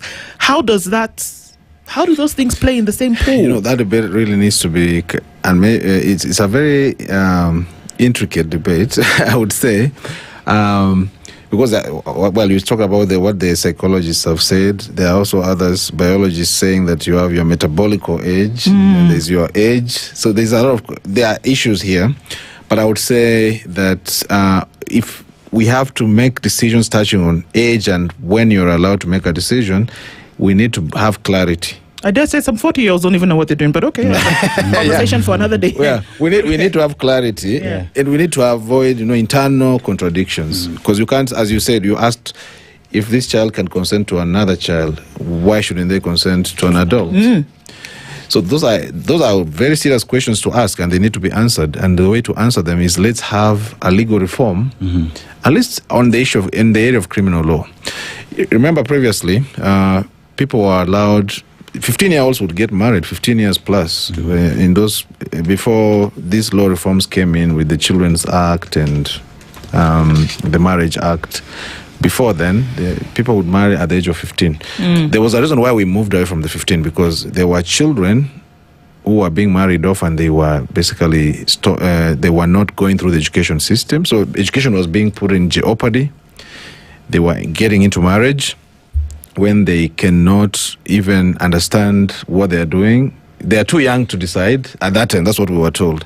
Now suddenly we are told, they're allowed. There's been advancement. So that's what I'm saying. There's a lot of contradiction. We need to have clarity in our legal system. If we moved away from from child marriages, now suddenly we are telling them you can engage. Because actually in this case that was before the court, both the first and second petitioner actually got into cohabitation with the girls in question. Yes. They both got into cohabitation. So you see, there were actually bigger issues, which when I read the judgment, the court seems not to have gotten into understanding actually what the full picture. Like, for instance, for the second petitioner, apparently at the time he was arrested, it was as a result of some domestic disagreement with the girl. The girl is a third petitioner. Yeah. But the court, I do not know if it was disclosed to the court, but in this judgment, we are not told what was this domestic disagreement. Was it an aspect of gender violence, which now led this boy being arrested and now being found to have been cohabiting with a child? She is 17 and the girl is 16. Yes. So you can see the court lost sight of the issues. And that's why I think we can all agree here today that we need a national conversation. We need a law reform that goes for the full picture. Yeah. Because the full picture for me as well is you are 16, promised to marry someone, and this person is just waiting for 8:30 a.m. for you to get married. At that particular point, is this a child? Is this an adult? And if you are turning 18 and still in school and you're removed from school, then what happens to the Constitution in offering you the right to education? I mean, there's a lot of conversation that needs to be held, that we cannot just leave it at the decision that has been made by the court. We can't just leave it for the reforms that need to happen in the legalese space, but everyone has to be included in that, because it touches on education, it touches on human rights as well, and rights of everyone who wants to have sex as well. So my question then is, with a parliament that clearly has not picked this up, perhaps now from your space, how do we move forward with this matter? So as I said, this issue requires, indeed, I think, and I've been thinking about it for a little while, I think this decision must be what it becomes our reawakening, that we're in a legal system, particularly the criminal justice system, which is in a state of pandemonium. Decisions are coming from different courts that do not, that lack harmony. So I would say the starting point would be, let's go back to the judicial decisions that have been passed. There is Muruatetu case. Okay. There is this one. There are many others that came from Muruatetu where courts are saying a life sentence is 15 years. Yeah. So then now we're even interpreting life sentence. Because life sentence means life. You're taken in for life. Yeah. Now suddenly courts are saying life sentence means 15 years, means 25 years. Yeah. And that's someone who killed another person. So this is the time we need to review all these court decisions. And it doesn't have to come from the parliament. It doesn't have to come from the judiciary. It can be me and you and other Kenyans out there who feel angry enough to sit down and get this work started. Would you reckon we're angry enough? I think we are very angry as a nation from many things. And maybe that kind of it kind of kills our focus because you are worried about the economy, the governance. I think Parliament has become very irresponsible. They are not really legislating. The role of Parliament is to legislate, oversight, those kind of things. They are not doing those things. They are cheerleading as opposed to they are cheerleading for the executive. Because I've looked at Parliament sometimes doing things with some magical efficiency. You remember when we had the impeachment of Rigathi Gachagua? Yeah. It was done, the speed, how the new deputy president, who is now being called a deputy in name only, was elected through Parliament within, the magical speeds. We can employ the same level of efficiency to reform this law. I mean, it means that we can do it, just that people are not willing enough. But it can start with you and me. So, some of the things, just hear from different groups that we operate in, and again, just following some of these sexual cases and looking at Justice Njeri and then championing the Sexual Offences Act, which is now the Act at that time, that a lot of times when minors, and it is usually their parents who would come forth and say something has happened, and taking it to the court whereby it was understood that somebody who had sexual relations with a minor, it was not sexual relations, it was defilement or statutory rape in this case that was taking place. But then in no time, even after it has gone to the court, somehow magically a family member would come forward and say, actually, no, we choose not to pursue this anymore. We have chosen to settle the matter amicably amongst us. Because there was there was not just an understanding, it was the finding that a lot of these things happened within the family setting. There was an auntie or an uncle, or there was somebody who was the perpetrator in this case. How does this ruling then take those things into consideration, whereby there is now the negotiation with many times money or the promise of money in the future, where I can come and say, well, you know what, how about you go say that it was consensual? And then we're not going to have an issue. Say it was consensual between you and my son, so that we don't have an issue. Does that take into consideration that responsibility or that possibility? Yeah, I think the court obviously maybe did not appreciate that, but that's exactly what is going to happen.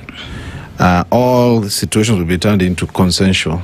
And of course, these are things that I worked on over time. A case will come to the courts as it's going through, being mentioned before the court, through the pre-trial process, or even through the actual trial. Then people somehow, they will engage and agree on something. And as I said, sometimes it could be it could be financial inducements or whatever they might agree to, but it has opened a door. And that door, as I said, I will not be surprised, starting today, starting yesterday, as soon as the decision was delivered, this is going to be used every day to basically defeat the Sexual Offences Act. But as I said, it's time for reform. And I think the Sexual Offences Act is one of the criminal statutes that call for reform, to just really look at which offences should we have, by offences by which individuals, and what should happen. Yeah. Do you reckon maybe away from the legal reforms that perhaps there's the time where this conversation became household conversations, in the sense that we live in a society where talking about sex is never heard of. It's not a dinner table conversation. This morning there are parents who don't know how to start having this conversation. Turn off the radio and run away. with their teenagers, because it's something that they never did. They do not know how to pass this conversation. Would you reckon that maybe if the overall part of reform that you're talking about as well would be perhaps sexual education in schools, so that everybody is in this conversation? I would agree, and I would say that also we should, perhaps that's an area that calls for a change in our society. Yes. We need to be more open about this conversation. We talk about politics all day long. Yeah. We talk about soccer. We talk about the joke of the day. Let's make it also the conversation. Let's talk about all these things. The parents would be able to guide the children better, get to know what the children are up to, who are your friends, who do you spend time around, who are you conversing with, those kind of things. If someone has a friend, let them bring forth the friend. Let the parents get to see who are your friends. Let's see if the children are actually going to come and say, oh, we have certain consent being discussed. And no, the more it's open, children will also appreciate, because sometimes I feel that, it is the case that if an issue is treated with a lot of secrecy, if there's a lot of taboo around a subject, then people will hide and do whatever they deem fit, because as long as no one can see them. What reforms do you think the Sexual Offences Act requires? Yeah, multiple. I would say, number one, we need, on this issue of the age, the way we've given age and certain offences that go with a certain age. An example I gave is defilement. It's classified, as I said, from 11 years and below, that is a life sentence. I guess this is considered, this is a child who's really tender. One is between 12 years and 15, then we give them 20 years. One is 16 and 18, we give them 20 and then 15 years. So if I'm 18, why are we still mentioning 18 years if we say it's below 18? So that's an area that needs clarification. Yeah. Now that we have come through the Muratetu era, where a death sentence has been considered to be unconstitutional, then what offenses? What are the sanctions? So the criminal sanctions provided in the sexual offenses also need to be looked at alongside the rest of the criminal sanctions in the criminal system. Yeah. So I would say those are some of the areas that need reform. And now this particular subject we're talking about today, about consent, because Section 43(4)(f) of the Sexual Offences Act has generally said that a child has no capacity to appreciate these issues of sex, and therefore they cannot be deemed to have ability to enter into consent. So if that is the law, and the law is, and we are saying it's unconstitutional, then you see there is need for reform. So if that's what the law says, yes, and there is what the judge has said, and it contradicts the law, what happens there? Because we know anything else that contradicts the law is null and void. So the court, by that, I noticed that the judge was very careful not to declare Section 43(4)(f) as unconstitutional specifically. He restricted himself to Section. I had mentioned these sections earlier on, Section 8, 10, 11. Those ones, he didn't say that they are unconstitutional, by the way. He just said that we should ensure that when we classify the offenders between those who have engaged in consensual acts and those who are coercive, then we are classifying the offenders so that we do not apply the sections generally. So he has come up with a classification of offenders. But in the law, insofar as children are concerned, there is no classification between coercive and non-coercive, between exploitative and non-exploitative, between consent and no consent. There is no such classification. So for us to apply this judgment properly, then we have to amend the law. Who would champion these reforms? It should be everybody. It should be you and me. It should be primarily that's the role of Parliament. But as I said, we have a slight problem. We know our Parliament. That is not a priority, obviously. But it should be the parents. Yeah. Those of us who are concerned. Those of us who are parents who are concerned that we have thrown something out there that is going to be out of control, which no one can predict what will be the outcome. So the parents, perhaps we the parents have the primary. With this judgment, the way it is, where it opens a Pandora's box in terms of money would be used to just defeat the whole purpose of that judgment, because it come and pay and say it was consensual underwaters and to just deal with this matter. How does that then defeat the whole purpose of delivering justice? It defeats because if people are being paid to make a decision, then how is that actually consent? How is that not not exploitative? And you can turn the question. So if there are these who claim to have consented, what about the ones? If the ones who actually coerced can use this to their advantage, yes. How about the ones who consented, but an adult comes to the picture and said, "Now, just say it was not consensual, so that first we get into a financial deal. Something is paid, then now we can turn it back to being." Yeah. So you can see it's a big problem. It is. It is. So you talked about everybody being involved in the reform process, because there's, unfortunately, whereby this looks like it has be curing a particular problem, it's like curing just the tip of it, and it doesn't sort out many other things, and everybody can be involved. What are we talking about here? Petitioning. So one of the things we can do, this I think I'm certain that this kind of a case would go on appeal. The Attorney General should be able to appeal, but if the Attorney General doesn't appeal, actually under the law, anyone who is not happy with a certain decision of the High Court can lodge an appeal. So it means that anyone out there who is concerned enough by this, whether it's a parent, whether it's an organization that is truly dedicated to the welfare of the children, they should be able to come before the court and lodge an appeal against this decision. Or if an appeal is lodged by the Attorney General and they wish not to file an appeal, you can come in you can apply to be an interested party. If you have a lot of knowledge about children, you can come in as what you call amicus. You can apply to be admitted as a friend of the court, and you can contribute. Because I feel like this case, actually, unfortunately, this kind of a case did not attract the input of amicus. As many interested parties as possible. And I said, because our society, we are too busy with too many things. Maybe such things happen and we are not aware of this kind of litigation. So once it comes out like this is when we are shocked. But as I said, there is an entry point at the Court of Appeal, even in the Supreme Court. You can come in as an interested party and participate in these proceedings and give a different perspective to the court. Because I feel like in this case, the court was just concerned about these the first three petitioners, 2 boys and 1 girl who had a story, and that the court was totally forgot about the larger effect, because a decision like this, once passed, will bind the entire legal system. Indeed. It's a dicey one, but one that should actually grab our attention or everybody. And, it's about time they've started having these open and honest conversations. Even with these ones that we're saying now need to be consensual, they should be part of this conversation. It's in my opinion. Yeah, because as you said, the Court of Appeal spoke about this quite a while back, but no one has taken it up. Indeed.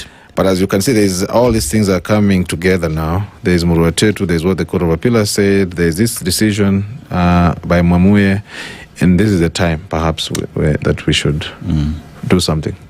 Morara Moke, thank you very much for joining us this morning. Justice Thursday conversation, opening some of these things up for us. A lot of things are hidden sometimes because we don't talk about them, and so that's why it's good that we do. Asante Sana for being here. Thank you. It was such a short 1 hour. I know, time flies when you're having something. All right. For us to talk about these things that matter. But thank you, and thank looking you forward very to the much. next. Thank you for the invite. Good morning, 9 a.m. The latest news from around the world. 94.4 Spice FM.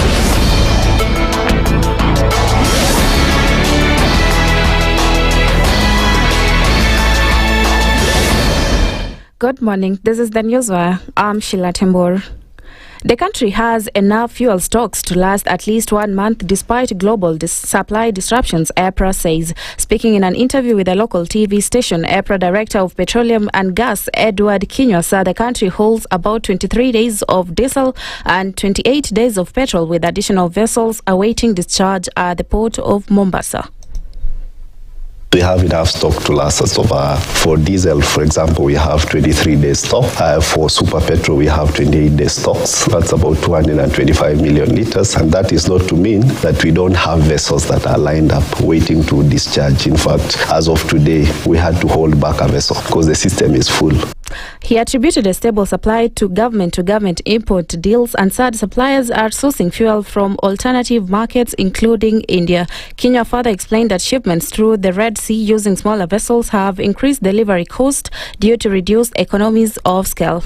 We have enough stock, and I think that is one of the biggest advantages we have under the current arrangement of supply, under the government-to-government supply, because we have signed contracts with the international oil companies. They have an obligation to supply us, and they are looking at all possible means, including sourcing that fuel outside of the traditional sources, that is Europe. They get it out of Europe. They are also getting it out of India. And you can see now when they load on the Red Sea side, they are loading smaller vessels. If you look at the economics of oil, when you load a smaller vessel, maybe 45,000 tons, as opposed to an 85,000 tons, you get an expensive per liter delivery because the bigger vessel gives you economies of scale. So they are also taking a hit. And that is what we are saying. We empathize with the situation that is there for our country, because this is it is out of control of government, and it's not only affecting Kenya, it's affecting the entire world. He also defended the recent fuel price adjustment, noting that while palm prices dropped by 10 shillings per litre, global prices have surged sharply following the crisis. We lowered 2 days ago 10 shillings. It's a lot because if you look at the cost of products in the international market, before this crisis broke, a ton of petrol was going at $686 a ton. Because of the crisis, it has climbed to 1,060. That's like 54%. If you look at diesel and kerosene are the worst hit. A ton of diesel was going for $637. It has climbed up to 1,300. That represents 118%. Senate Majority Leader Aaron Cheriot has called for the removal of all levies on petroleum products to help lower fuel prices in the country. Speaking in Parliament in an interview with a local news channel, Cheriot said that although the government has reduced VAT on fuel from 16% to 8%, further measures are needed to ease the burden on consumers. He said scrapping the levies could be a key step toward reducing pump prices. Mimi ambayo ningeonelea ni kuwa bado tuangalie hiyo 8% ya VAT, kwa sababu tulitoka 16% to 8%. Ikiwezekana tunaweza weka zero VAT on petroleum products, ndio bei ikuje chini, na pia tuangalie road maintenance levy fund, tutoe from 107 per litre to maybe 50 shillings per litre. I think that one will bring it down. And the Siaya County Assembly has suspended East Assembly MCA Gordon Onguru for 30 days over alleged offensive remarks against President William Ruto and Homa Bay Governor Gladys Wanga. The decision followed a unanimous vote with members citing misconduct and alleged violations of the Constitution, the Leadership and Integrity Act and Assembly standing orders. Onguru is accused of making offensive remarks during a public event in Oyugis town, allegations that MCS says demeaned the two leaders and undermine leadership standards. While some MCs supported the move, others argue the punishment was too harsh and inconsistent. During the suspension period, Onguru will not attend assembly sittings or committees or access related privileges. The matter has also been referred to the Committee on Powers and Privileges for further investigation. And that's the news. I'm Sheila Tembor.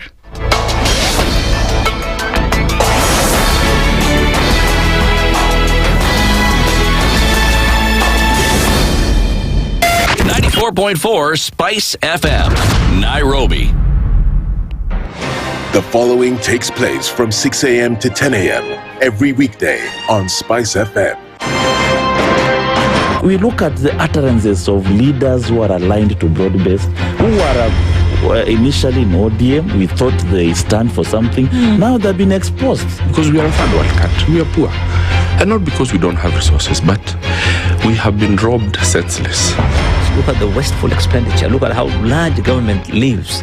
And we've said this is something that can be controlled. It happens in many other countries. Internally, we used to stand and tell him, boss, hii kitu ni mbaya. And you'd say, now he doesn't, let me tell you, you saw the other parliamentary group meeting. People went there, sat, listened, looked at him. There was no plenary, left. The Situation Room, Kenya's biggest conversation. The following takes place from 6 a.m. to 10 a.m. every weekday on Spice FM. You have land, Dennis. Yeah. Okay, your own land. You use your own money to build it, and then you sell it to yourself. But we don't want foreign troops on Kenyan soil. But surely it goes a little bit deeper. This is it. Yeah. If you find a tree is withering, then you call the person who is managing that tree. Come around. Yeah, why? Tell me what is first of all, what's the problem? Yes, what is the problem there? How do we expect ourselves to move forward as a country? The Situation Room, Kenya's biggest conversation. The following takes place from 6 a.m. to 10 a.m. every weekday on SpiceFM. He is himself actually has admitted that he bribed members of parliament, so...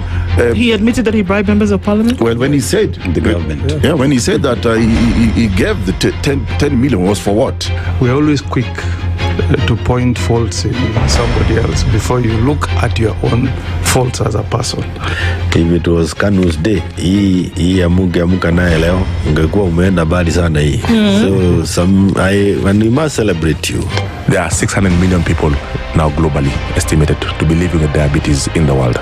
So it is a major health problem. It's the largest single disease rising pandemic that we're dealing with right now. The Situation Room, Kenya's biggest conversation. Mature, intelligent talk every morning. Spice up yourself. Mornings done right. 94.4 Spice FM, Nairobi. Coming in at 8 minutes after 9 o'clock and into the final hour of Kenya's biggest conversation this Thursday morning. And off of that Justice Friday conversation, there is a lot to think about, so that we bring those things to the fore. We have a conversation around them, and then perhaps we can get to the place where we are really interrogating these things and saying what actually is the best position or the direction that we should take. And that's why we do these things, folks. So as we continue, let's get into another conversation this hour. And of course, the buzz around town is with all due respect. And somebody told me once that by the time somebody says with all due respect, just know that the next thing they're about to say is that it is dripping with disrespect. But okay, that's a conversation for another time. Kennedy Kaunda is the chairman of the Tour Guides Association and is in the hot seat of the Situation Room this morning. Kennedy, good morning. Good morning, Spice FM, and to our listeners, good morning too. Karibu sana. Asante sana. It's your first time in the hot seat, but I reckon you've been in quite a lot of seats in the last couple of days. We normally welcome our guests with a proverb from a different African country every week. Dennis will tell you where we are. We'd love to get your interpretation. The country we're in today is Gabon, and it's a country that has what we don't have, that so you guys down tools, right? They have fuel. They mine that, but they don't process it. That's the saddest part. But they also have a natural nuclear reactor that helps them in terms of harnessing that to have energy. But the proverb that you get from the country is even a leopard cub has spots. Even a leopard cub has spots. How would you interpret it? Wow. I'm not a scholar. I'm a tour guide. Yes. That means you've actually interacted with leopards. Yes. So mtoto a leopard has spots. Spots. Yes. Correctly. You are not supposed to underestimate how far he can run. Okay. Okay. Interesting. Well said. Don't underestimate anything. Don't underestimate anything. All right. So, on Monday evening, you basically told people, no, we can't accept this.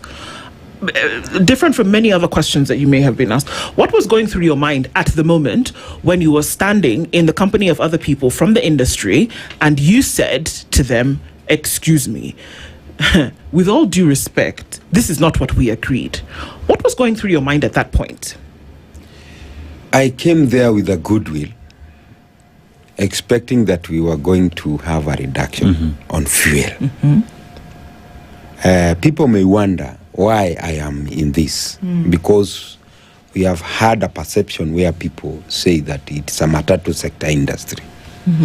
But this time round, why we supported this, we came in as a transport sector strike. We were pushing for it.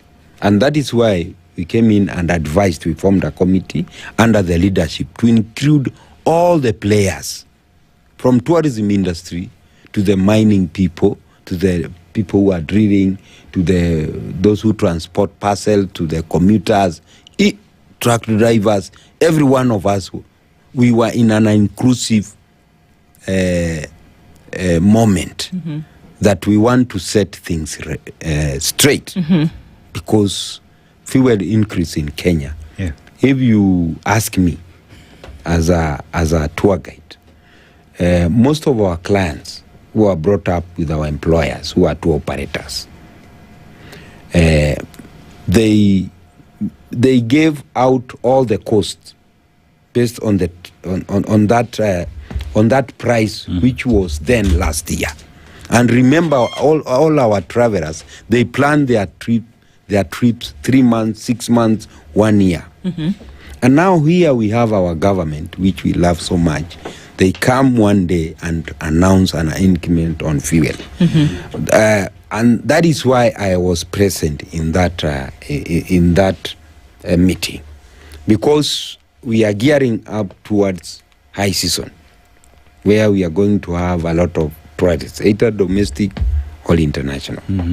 And you know, now there is fuel increment, meaning my income is going to be affected, either in accommodation, all in food, all in my wages. So that is why we agreed that all together we want to push this thing.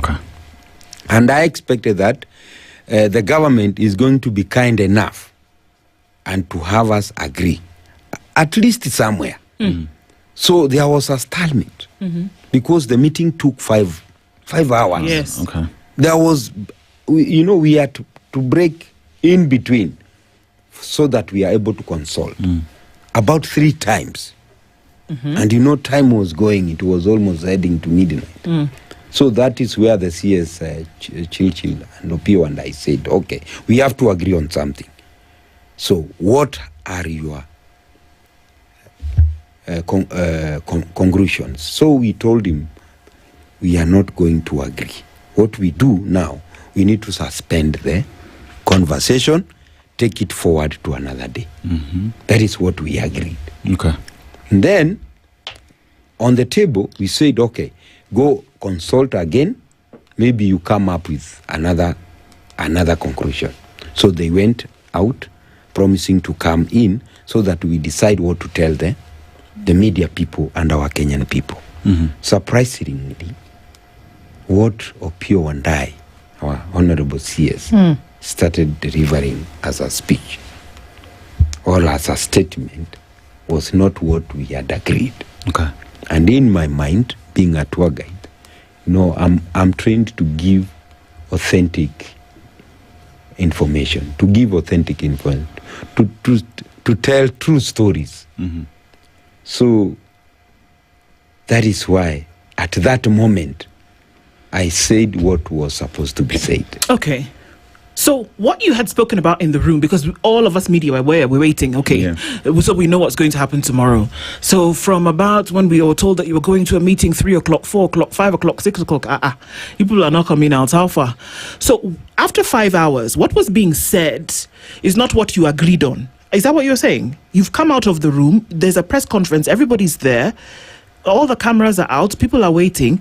What the cabinet secretary for energy is saying is not what you had agreed on. Is that what you're saying? Yes. Okay. Yes. So he finished the statement. So in the room, nothing had been said about 10 shillings reduction. Yeah, we had something on the table. So they had said 10 shillings reduction. Yeah, they had given us 8, we refused. That is why I made it short, that we had this, we were breaking all the time. So that for us to consult. And all that time, we were not agreeing. They came up with 8. We were looking at 46. We became candid enough and we said, okay, we can drop it up to 30 or 35. They went again to consult. You see? They came back. They gave us 10. We again refused. We did not agree. So they went, we agreed now that, okay, if we are not agreeing even on 10, so what do we have now to take home? And what was that? What was it that you agreed as you were leaving the room? Because you were going to a press conference. You were going to a presser out of that meeting. Correct. So you left the room, having not agreed. You had agreed to disagree. So had you agreed that you were going to come out and tell people, well, we have disagreed and until the next one? Or what was it that you had all said we are coming out to say? We all agreed that let's go out there and tell the people and the Kenyan nation that we have not reached an agreement. Therefore, let's push this conversation to another day. So basically, when you guys came to address the media at the time, what was supposed to be told to Kenyans is that there has been no agreement. Yes. The strike still stands. Yes. Until that time when we reconvene and agree on what's to be lowered, agreeable to both parties. Correct. So when you stood and made things bear with all due respect, this not to agreed upon, you were recalled. The meeting again happened the following day. Yes. And we saw new interested parties in that meeting. We saw Cabinet Secretary for Interior, Itumbi was there. We saw the Governor Sakaja. What changed the mood? What changed the position? Because still as we stand today, what you said no to is what is being implemented today.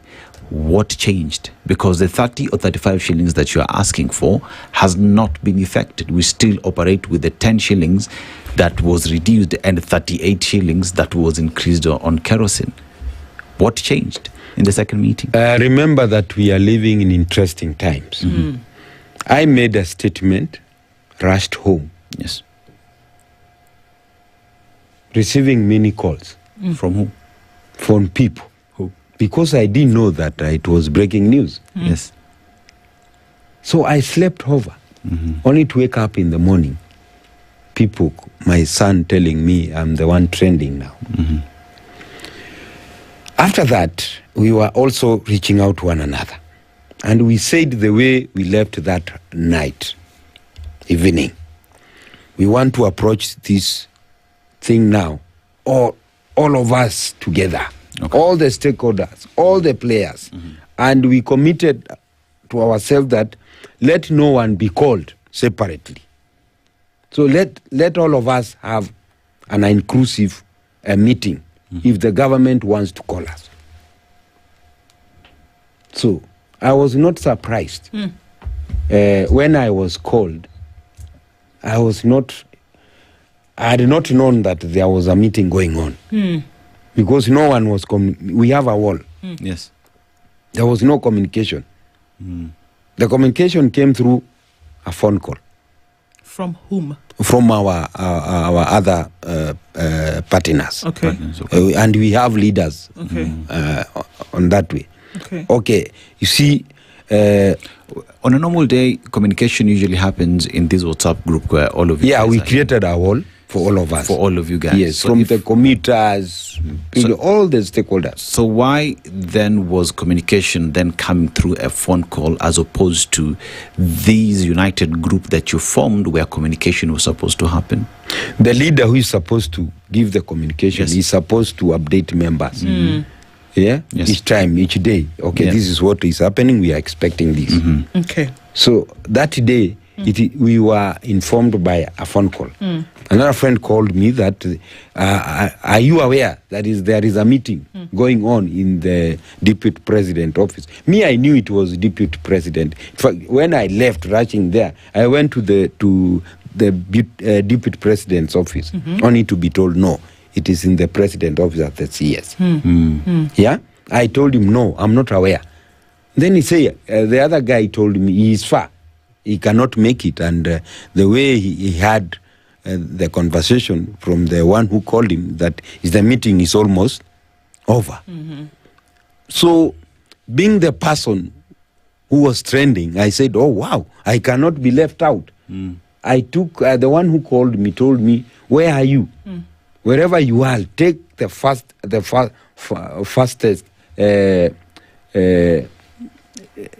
means possible. So I took a border. Yes, I reached there. I tried to enter in. In fact, for some times we were stopped. Then I said, no one is representing me in that meeting. I'm from the tourism sector industry. That is when they allowed me and some people who were also waiting. So we went to the room. And when I entered, I came late. They were doing the final remarks. Yeah. Wow. Okay? They were doing the final This was on Tuesday now? Yes.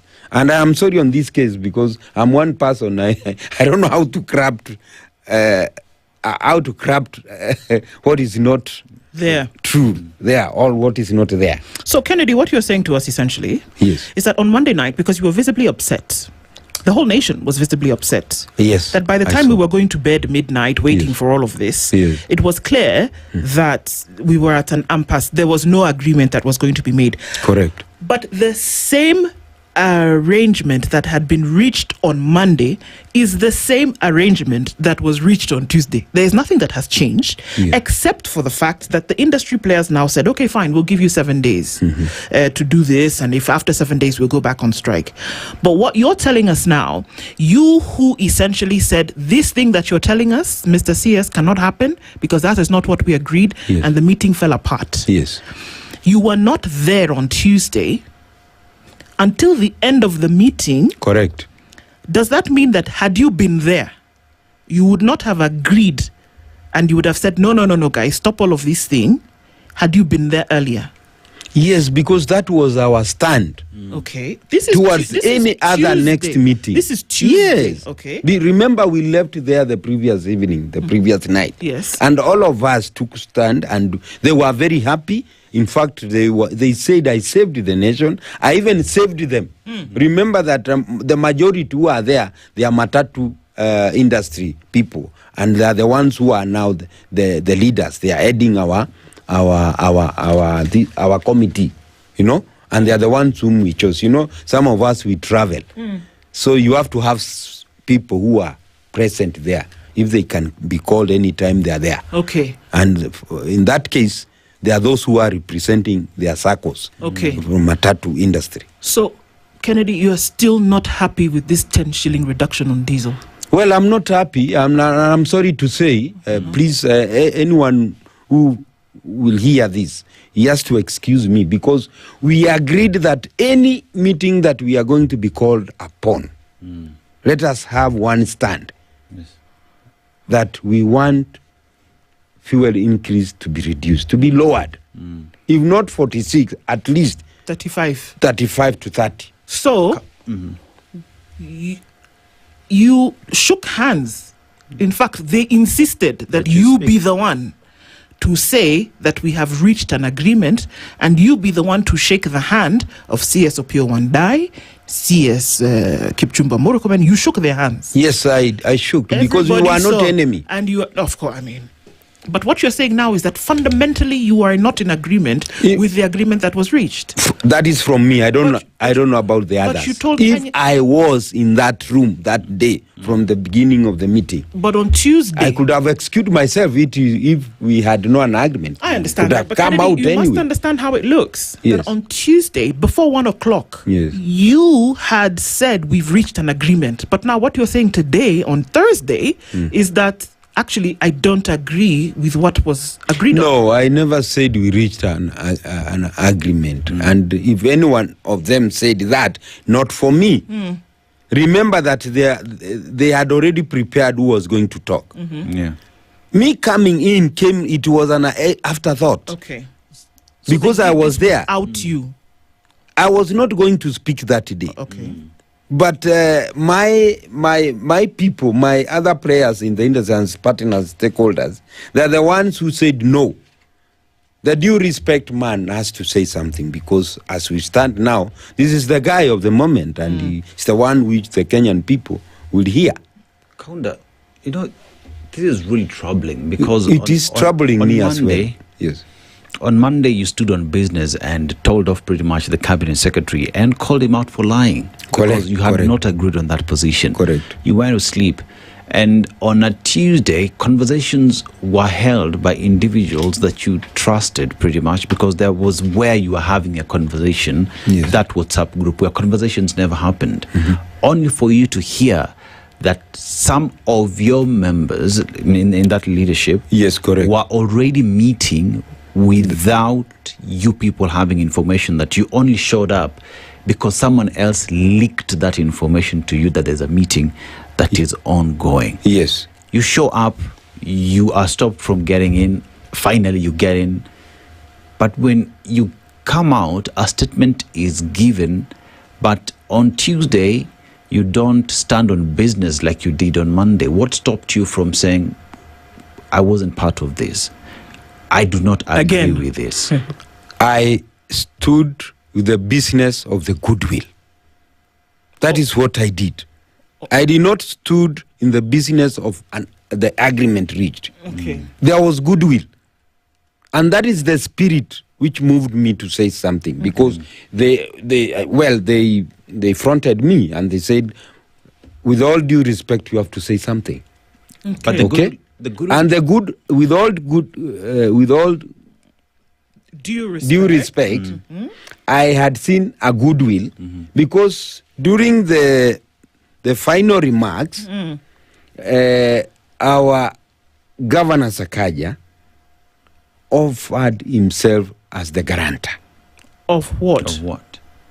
Of the 7 days dialogue. Because you remember we announced a 7-day dialogue. Why would you have Sakaja as a guarantor of a dialogue in a conversation that you are having with the national government through the cabinet secretary? Because why would you trust Sakaja to speak on matters of national interest? Because fuel reduction, fuel estimates is done by an agency within the ministry. So the conversation was between the transport cabinet secretary, was within the energy cabinet secretary. One would have hoped that perhaps maybe it would also be a conversation with the treasury cabinet secretary, because they are connected in one way or the other. Why trust Sakaja to be a guarantor in a conversation that he shouldn't be in anyway? Well, remember that in every war, there is time for ceasefire. And we had come out from a stalemate where there was no agreement. So someone has to step in for interventions. And in that case, I believe that Governor Sakaja brokered the intervention, because all these people were not in the picture. Yeah? Allow me maybe to use the afterthought. Yeah. Okay. Because remember, the country was heading in the wrong direction. There was a lot of tension in the country. It's only that when I did the statement with all due respect. So in that conversation, when we are having the final remarks, my other stakeholders, they requested that, okay, you have placed the 7-day dialogue time. Who is going to be our guarantor for this, to oversee that we reach into an agreement? That is when Governor Sakaja offered himself to be a guarantor.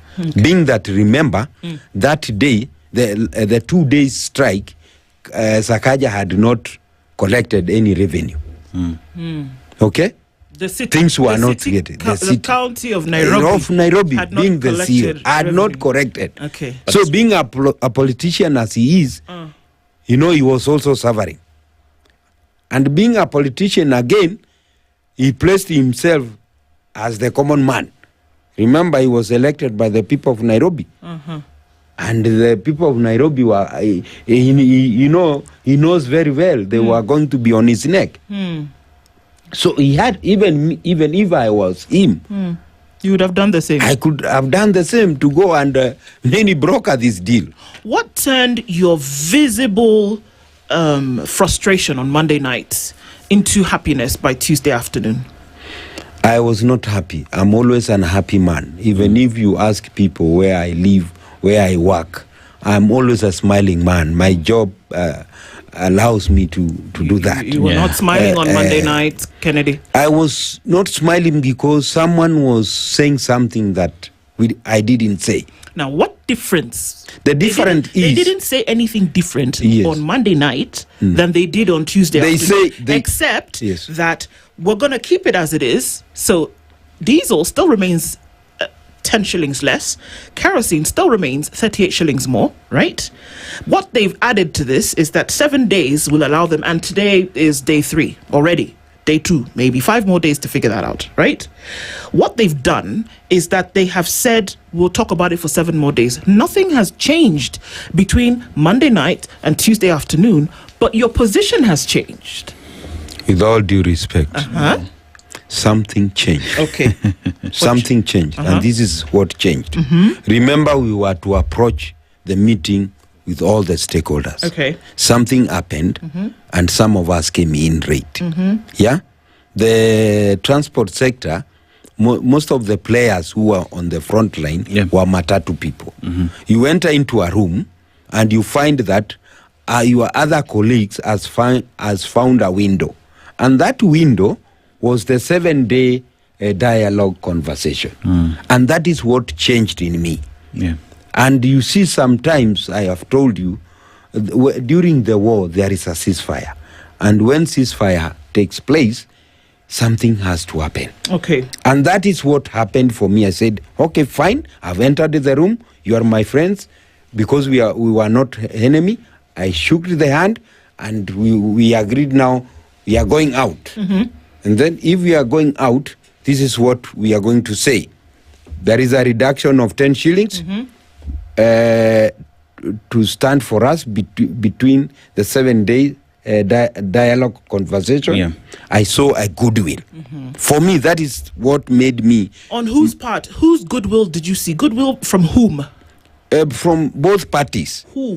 The players, my other partners who were already in the meeting. Not government. Not government. So they had already accepted the 7-day. I'm trying to understand this goodwill that you have seen. Yes. From Matatu operators, they've seen goodwill to do what? They were on the receiving end of whether the fuel prices would come down or not. Remember, goodwill to be part of the conversation? Yes, Okay. they were feeling the inch because you remember that during the demonstration, for the first time in history of our country, the transport sector,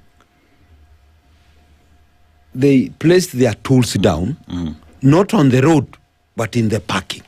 Remember, the roads were very clear. No obstruction, no nothing. So the tear gas man had no one to tear gas on the road because no vehicle was blocking any Kenyan person or any car from moving. There were activities. Yeah. But in between, we saw another group.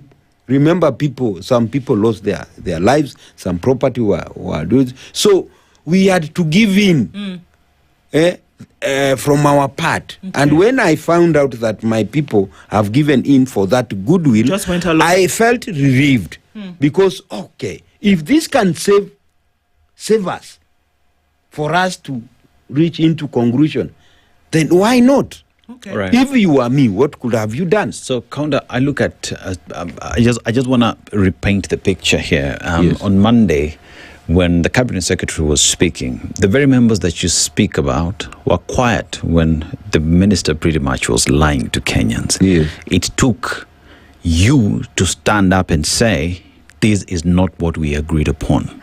Until that we agree. Yes. Comes the following day, and the very same members that were quiet the previous night were in a meeting that you were not invited in, Correct. discussing issues of national importance, right? And by the time you're getting in, discussions had already happened that they were at the final end of it, final remarks. That means you are not party to the conversations that happened that arrived at the 7 days and the agreement to the 10 shillings and the 38 shillings increment. That means even when you are part of the bandwagon now saying we've seen the goodwill, you are not party to it. So my question then is, the members that were in this meeting, one, did they let you down by not inviting you as a member to be part of these conversations? Because remember, second day, it is because you're the one who stood up and says, strike continues. We've not agreed on this. And second, with this goodwill that you're talking about, are there ongoing meetings? Because we are waiting for the president to come for these meetings to continue. So have you been let down by the members who agreed to that? And are there meetings ongoing? remember that we are managing a crisis in a crisis. Where we have a country where the CSS cannot reach into a conclusion or make a decision. The CSS cannot. Okay. Because actually the president, the man in authority is not present. Okay. Okay. But although the goodwill of his CSS were there, which we were looking also pan, because how much can it take for the president to do a communication? I don't want to go there. I still believe in our government that there has to be a goodwill. We have given them authority to lead us, and it is their responsibility to make things work. And now we're having a working nation instead of a working nation. Remember when you started, you gave me a proverb of a leopard, all the small leopard with spots, yes, with spots, which you cannot underestimate. I entered that room late. I came late. I found that the meeting has reached its conclusion, and people are doing final remarks. Okay?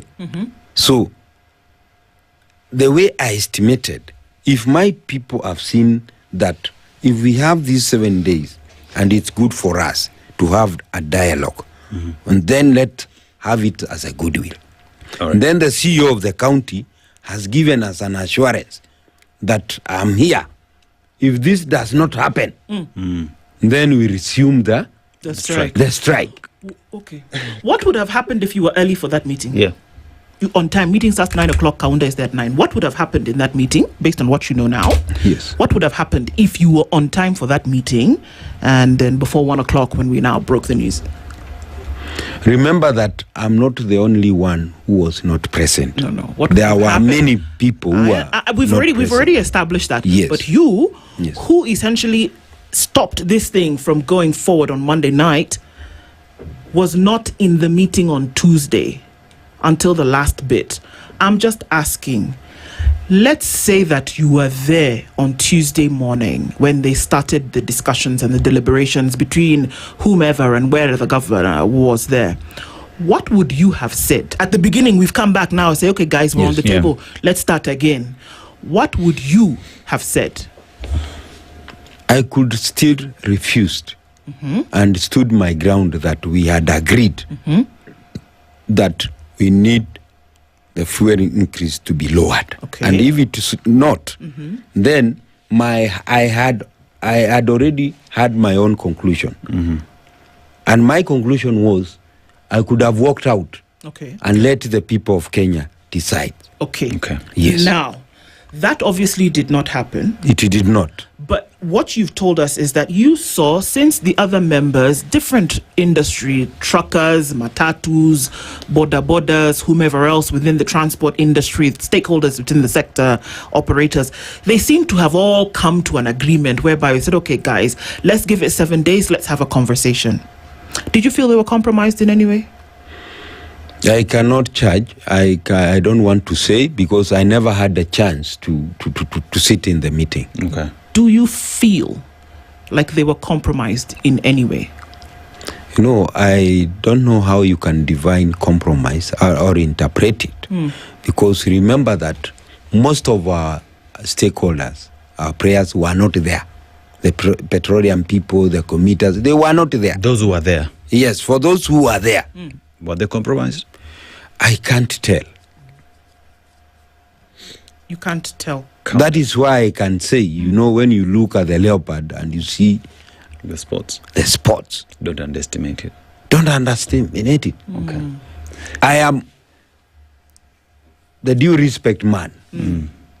What could I have done with this. You stopped an entire negotiation. Because of the words that you said on Monday night, essentially meant that we were waking up Tuesday, and once again, the country was going to be at a standstill because you said, guys, let's be honest. For once, somebody in the room stood up and said, no, let's have a conversation where we're being honest to Kenyans, and let's tell them that this is not what we agreed in the room. That Kenyans should not have to walk another day, that Kenyans should not have to miss work another day, that Kennedy Kaunda was going to stand up and say, no, whether you are a CS or God himself, this is not what we agreed. Correct. You stopped that from happening. Yes. But for some reason, on Tuesday, I don't even know if to use the words unable, but this didn't happen because you were not in the room, you came for a meeting late. Suddenly, all these people who you stood with on Monday night, and 3 CSs walked past you and threw their hands up essentially and said, we can't do this because of your word. Did that word lose its potency by Tuesday? This is what I'm asking. Yes. So you've thrown your hands up on Tuesday and said, okay, because my guys have said, let's wait. You did not ask anybody's permission on Monday night before you made that statement. But on Tuesday, what you're telling us is, well, I came into the room and people had agreed, so they had to go, which is understandable. And that's why I'm asking you, if you feel as though the same people that were in the room on Monday are the same people, and I'm not talking about human bodies in a space. Oh, yes. If the same people who were in the room on Monday are the same people who were in the room on Tuesday, and I am sure you know exactly what I'm asking you. Yes. Were they? I can say they let me down. And I was not supposed to throw my hands and walk away. That is why I joined them down there, only with one thing, the goodwill that I saw of 7 days. Okay. As for me, they did not only let me down, they let the country down. Kaunda, you said something that is very critical earlier, that the cabinet secretaries cannot make a decision because they're waiting for the big man at the top, right? And during the meeting on Monday, there were various sessions of consultations where you did not agree. They went into a room to consult, then come back and have those meetings, whatever happened, right? Could I be right that even the 10 shillings that we are talking about, knowing very well, based off what you said, that cabinet secretaries cannot make a decision, that the decision to lower diesel by 10 shillings and increase 38 shillings and even extend the 7 days for negotiations is not the cabinet secretary's decision, but the president's position? That came out. I'm not even the only one saying that. During our conversation, we did say, if you are not able to make a decision, our president is a very good man. In his remarks every time when he speaks, he says he's a servant of the people. Why don't we do a Zoom meeting? Because we are here. Yes. That is when we said, even together with me, that are you not able to make a decision until the president comes? Right. And I want to be quoted the same. So the decision that was arrived at, whatever we are dealing with right now, the decision that exists, is that a president's decision? It is from our CS Murkomen who came in for intervention because, and Opio and I remember there was Dennis Itumbi, there was Mbadi. You know, there are so many things which happened. Okay, and with all due respect, you see, I feel that moment that I stood changed everything. I think so too. And that is why we are here today. And I actually think there's this niggling feeling in the back of my head that you're still in the same position. I'm still in the same. I feel like you're telling us without telling us that you're still in the same position. And that you hold ground whereby you feel as though something is not yet right. Whether the other stakeholders in the industry sold out a position or, passed up a birthright for whatever compensation, whatever the innuendo may be. But there's something that tells me that you might still be in the same spot, whereby if by Tuesday, because 7 days would have elapsed by then, that maybe you would be the voice who comes out and says, guys, this is not what we agreed on. a repetition of what you did on Monday night. But then we want to also ask, if they said that negotiations were going to continue over 7 days, it's not too far from now. Today is Thursday. Today is Thursday. Friday, Saturday, Sunday, we are in Monday. day 4, day 5. Isn't it? Yes. So are there conversations that are happening? Is somebody still saying lower the price? Has somebody said, okay, we'll niggle it down 2 shillings?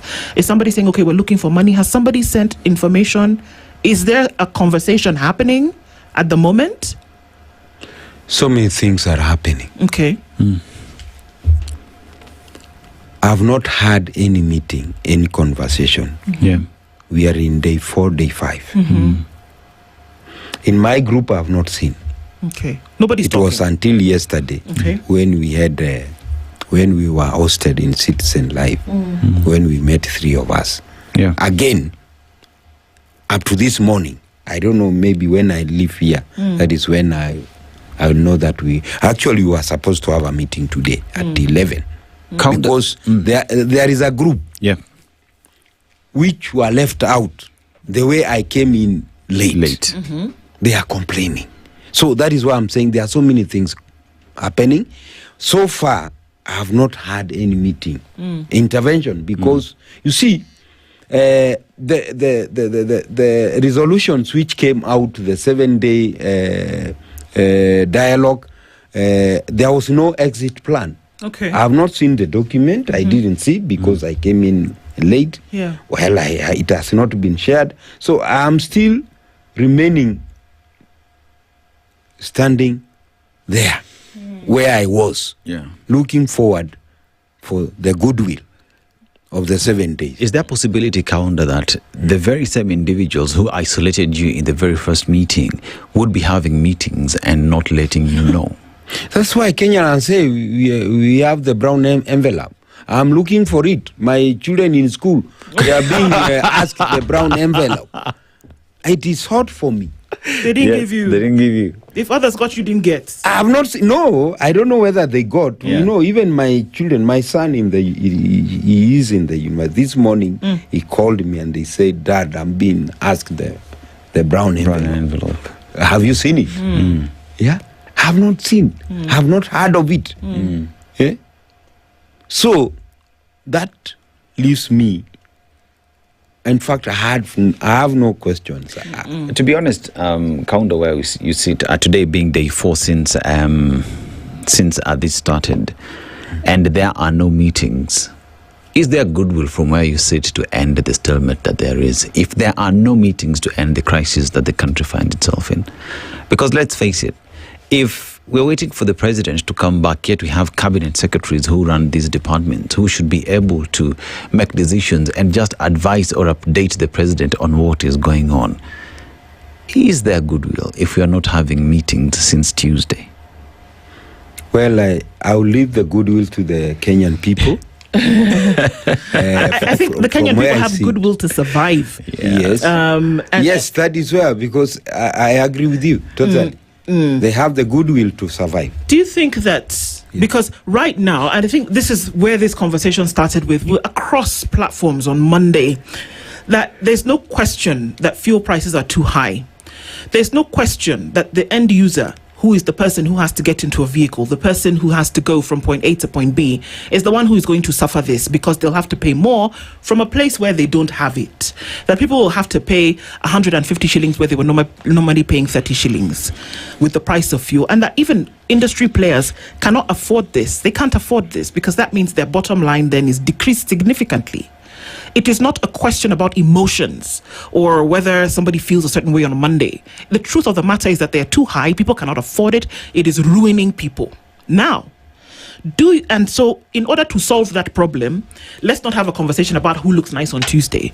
Let's have a conversation about how you're going to reduce the thing to at least manageable amounts that people can then even try to afford. So there's no romanticizing this thing. It is reduce the prices so that we can move and find a way to do that, right? Yes. Now, in your you said so far there's no conversation, even from the Chinese telephone. Do you think that come Tuesday, they will come to people and say, actually, you know what? We've reduced this thing by 30 shillings. Do you see that? Because you were the one in the inner sanctum. You had these conversations with these guys. Do you see that this goodwill that you talk about, is there goodwill to reduce this thing, let's even go with diesel and petrol, by 30 shillings? Is there goodwill? Do you think it will be, that means knock off another 20 shillings? Truth, Kaunda, do you think that they will do it? From where I sit, with all due respect. Yes, of course. I still feel that we have goodwill. My question is... From my people. And looking forward to have that goodwill from them. That is why we are giving them a benefit of doubt. Yeah.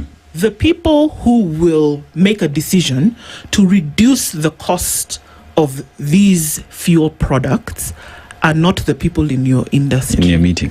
They're not the people that you have, the stakeholders. Yes. I'm talking about the people that you addressed to say, excuse me, Mr. CS, this is not a conversation that we had. Those are the guys yes, who you've told Kenyans that they will come back to us and they will tell us in 7 days. But the minimum that you have put, in fact, the chairman of the Amatatu Association is the one who said the minimum is that if in 7 days they have not, we will go back on strike. My question is, from the rumblings, the chatter about, do you think that this fuel will come down by more than this 10 shillings that it currently is now? I have a feeling that fuel will come down because the By 10 Tuesday. shillings we did not, I did not agree with the 10 shillings, even the Kenyan people, you see. As we speak now, the fares, they were increased, yeah? 50%. They didn't go, despite of the 10 shillings being lowered.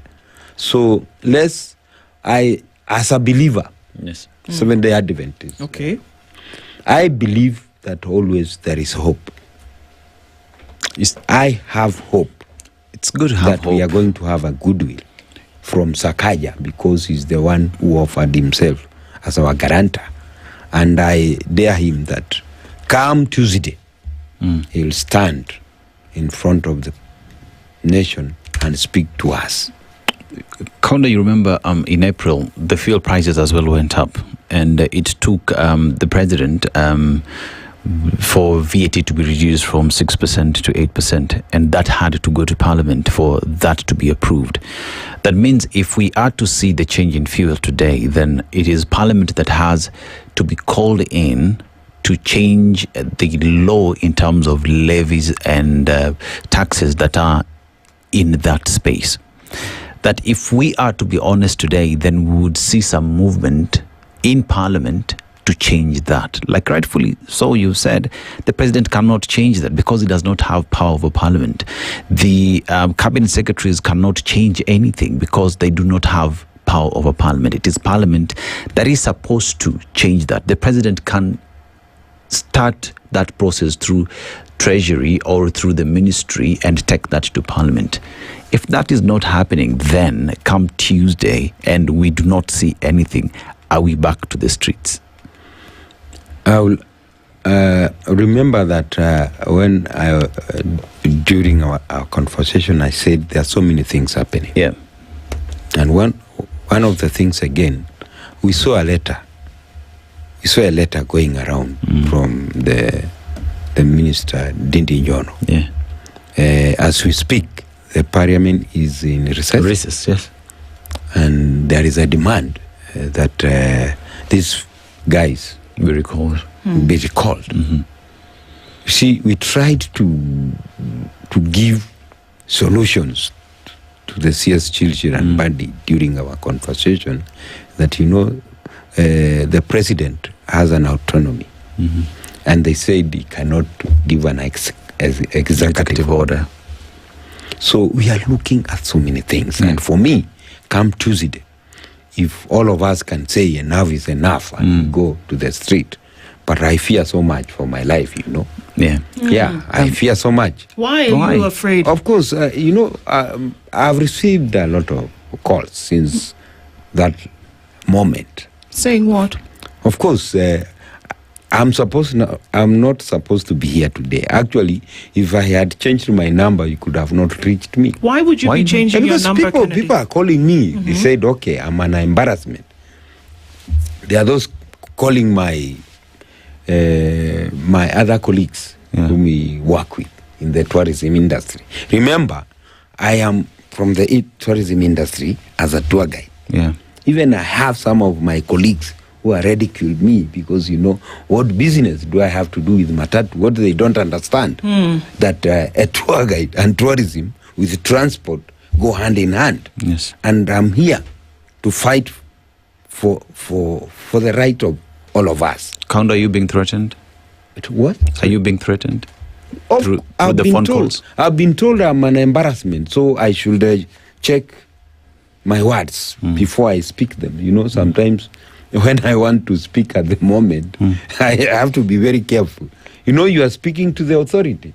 I confronted the people whom we have bestowed power upon.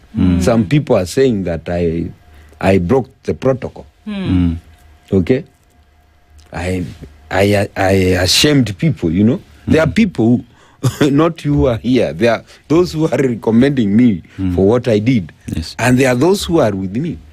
Actually, was it the day before yesterday? Yes. 3 guys followed me with a motorbike, and I was walking down towards my home. They came and they turned and they told me, "We mzee, tumekuona wewe." And then they left.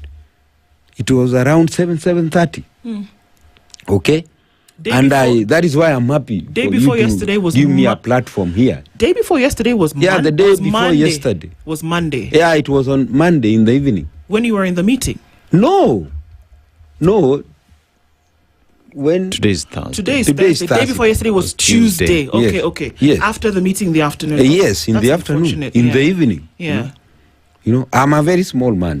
Me, I walk home sometimes. Does it make you scared to speak out? Of course. To speak out. Does it make you scared to speak out, or do you? That is why I'm saying this because others called my wife and they told her that she should speak to me. They told her that this man of yours is big-headed, so kindly could you speak to him so that he has to tone down. Counter decisions usually between government are usually agreed upon. I'll give you an example. Strikes that are held with other institutions end up in some agreements of sorts where people sign on a dotted line. Yes. The agreement that you arrived upon with the cabinet secretary, is there anything that was signed that is binding? Or was it just we agree as gentlemen and shake hands and believe that hewala, the goodwill will exist? Well, that is why I said there are so many things which are happening. There are so many things which happened. There was no paper shared during that meeting, even when we were coming down. As a prayer and as a partner, also as a common man, all as a Kenyan citizen. Yeah. Even if I was there as a stakeholder, I was also there as a Kenyan. Of course. Nothing came out, I can say. So I've not seen. If they shared with the other leaders who are investors, some of us who are there are those who have 10 buses, they have 20 vehicles, they're the ones who are sitting on the table. So that is why I'm saying there is too much pressure on me. I hear you. Because if those people, even themselves, who is this, with all due respect, who can make decision for us? Okay. Let me say so. I hear you. Okay? I'm in that table. Here I am. I'm saying, no, there is no deal. How many buses do I have? How many matatus? In fact, people have started searching me, who I am, looking for what. Does this guy own matatus? You see, who can the government negotiate with? Is it me? Yeah. All those leaders from Forward Circles or Moina, those who owns. We definitely hear you on this, Yeah. and one thing we definitely hope that you keep safe regardless, and that people are looking forward to hear what happens come Tuesday, because the 7th day is Tuesday. Yes. No pun intended. But let's wait and see what happens. Remain safe, and keep speaking your truth. But thank you for being here with us this morning to then be able to find out. I think that there may have been some things that you've said today that have not come out anywhere else.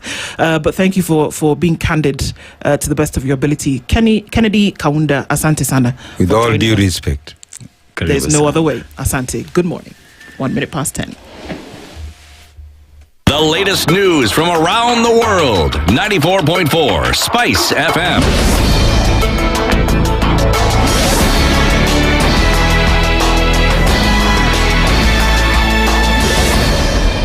Good morning. This is the news. I'm Sheila Tembor.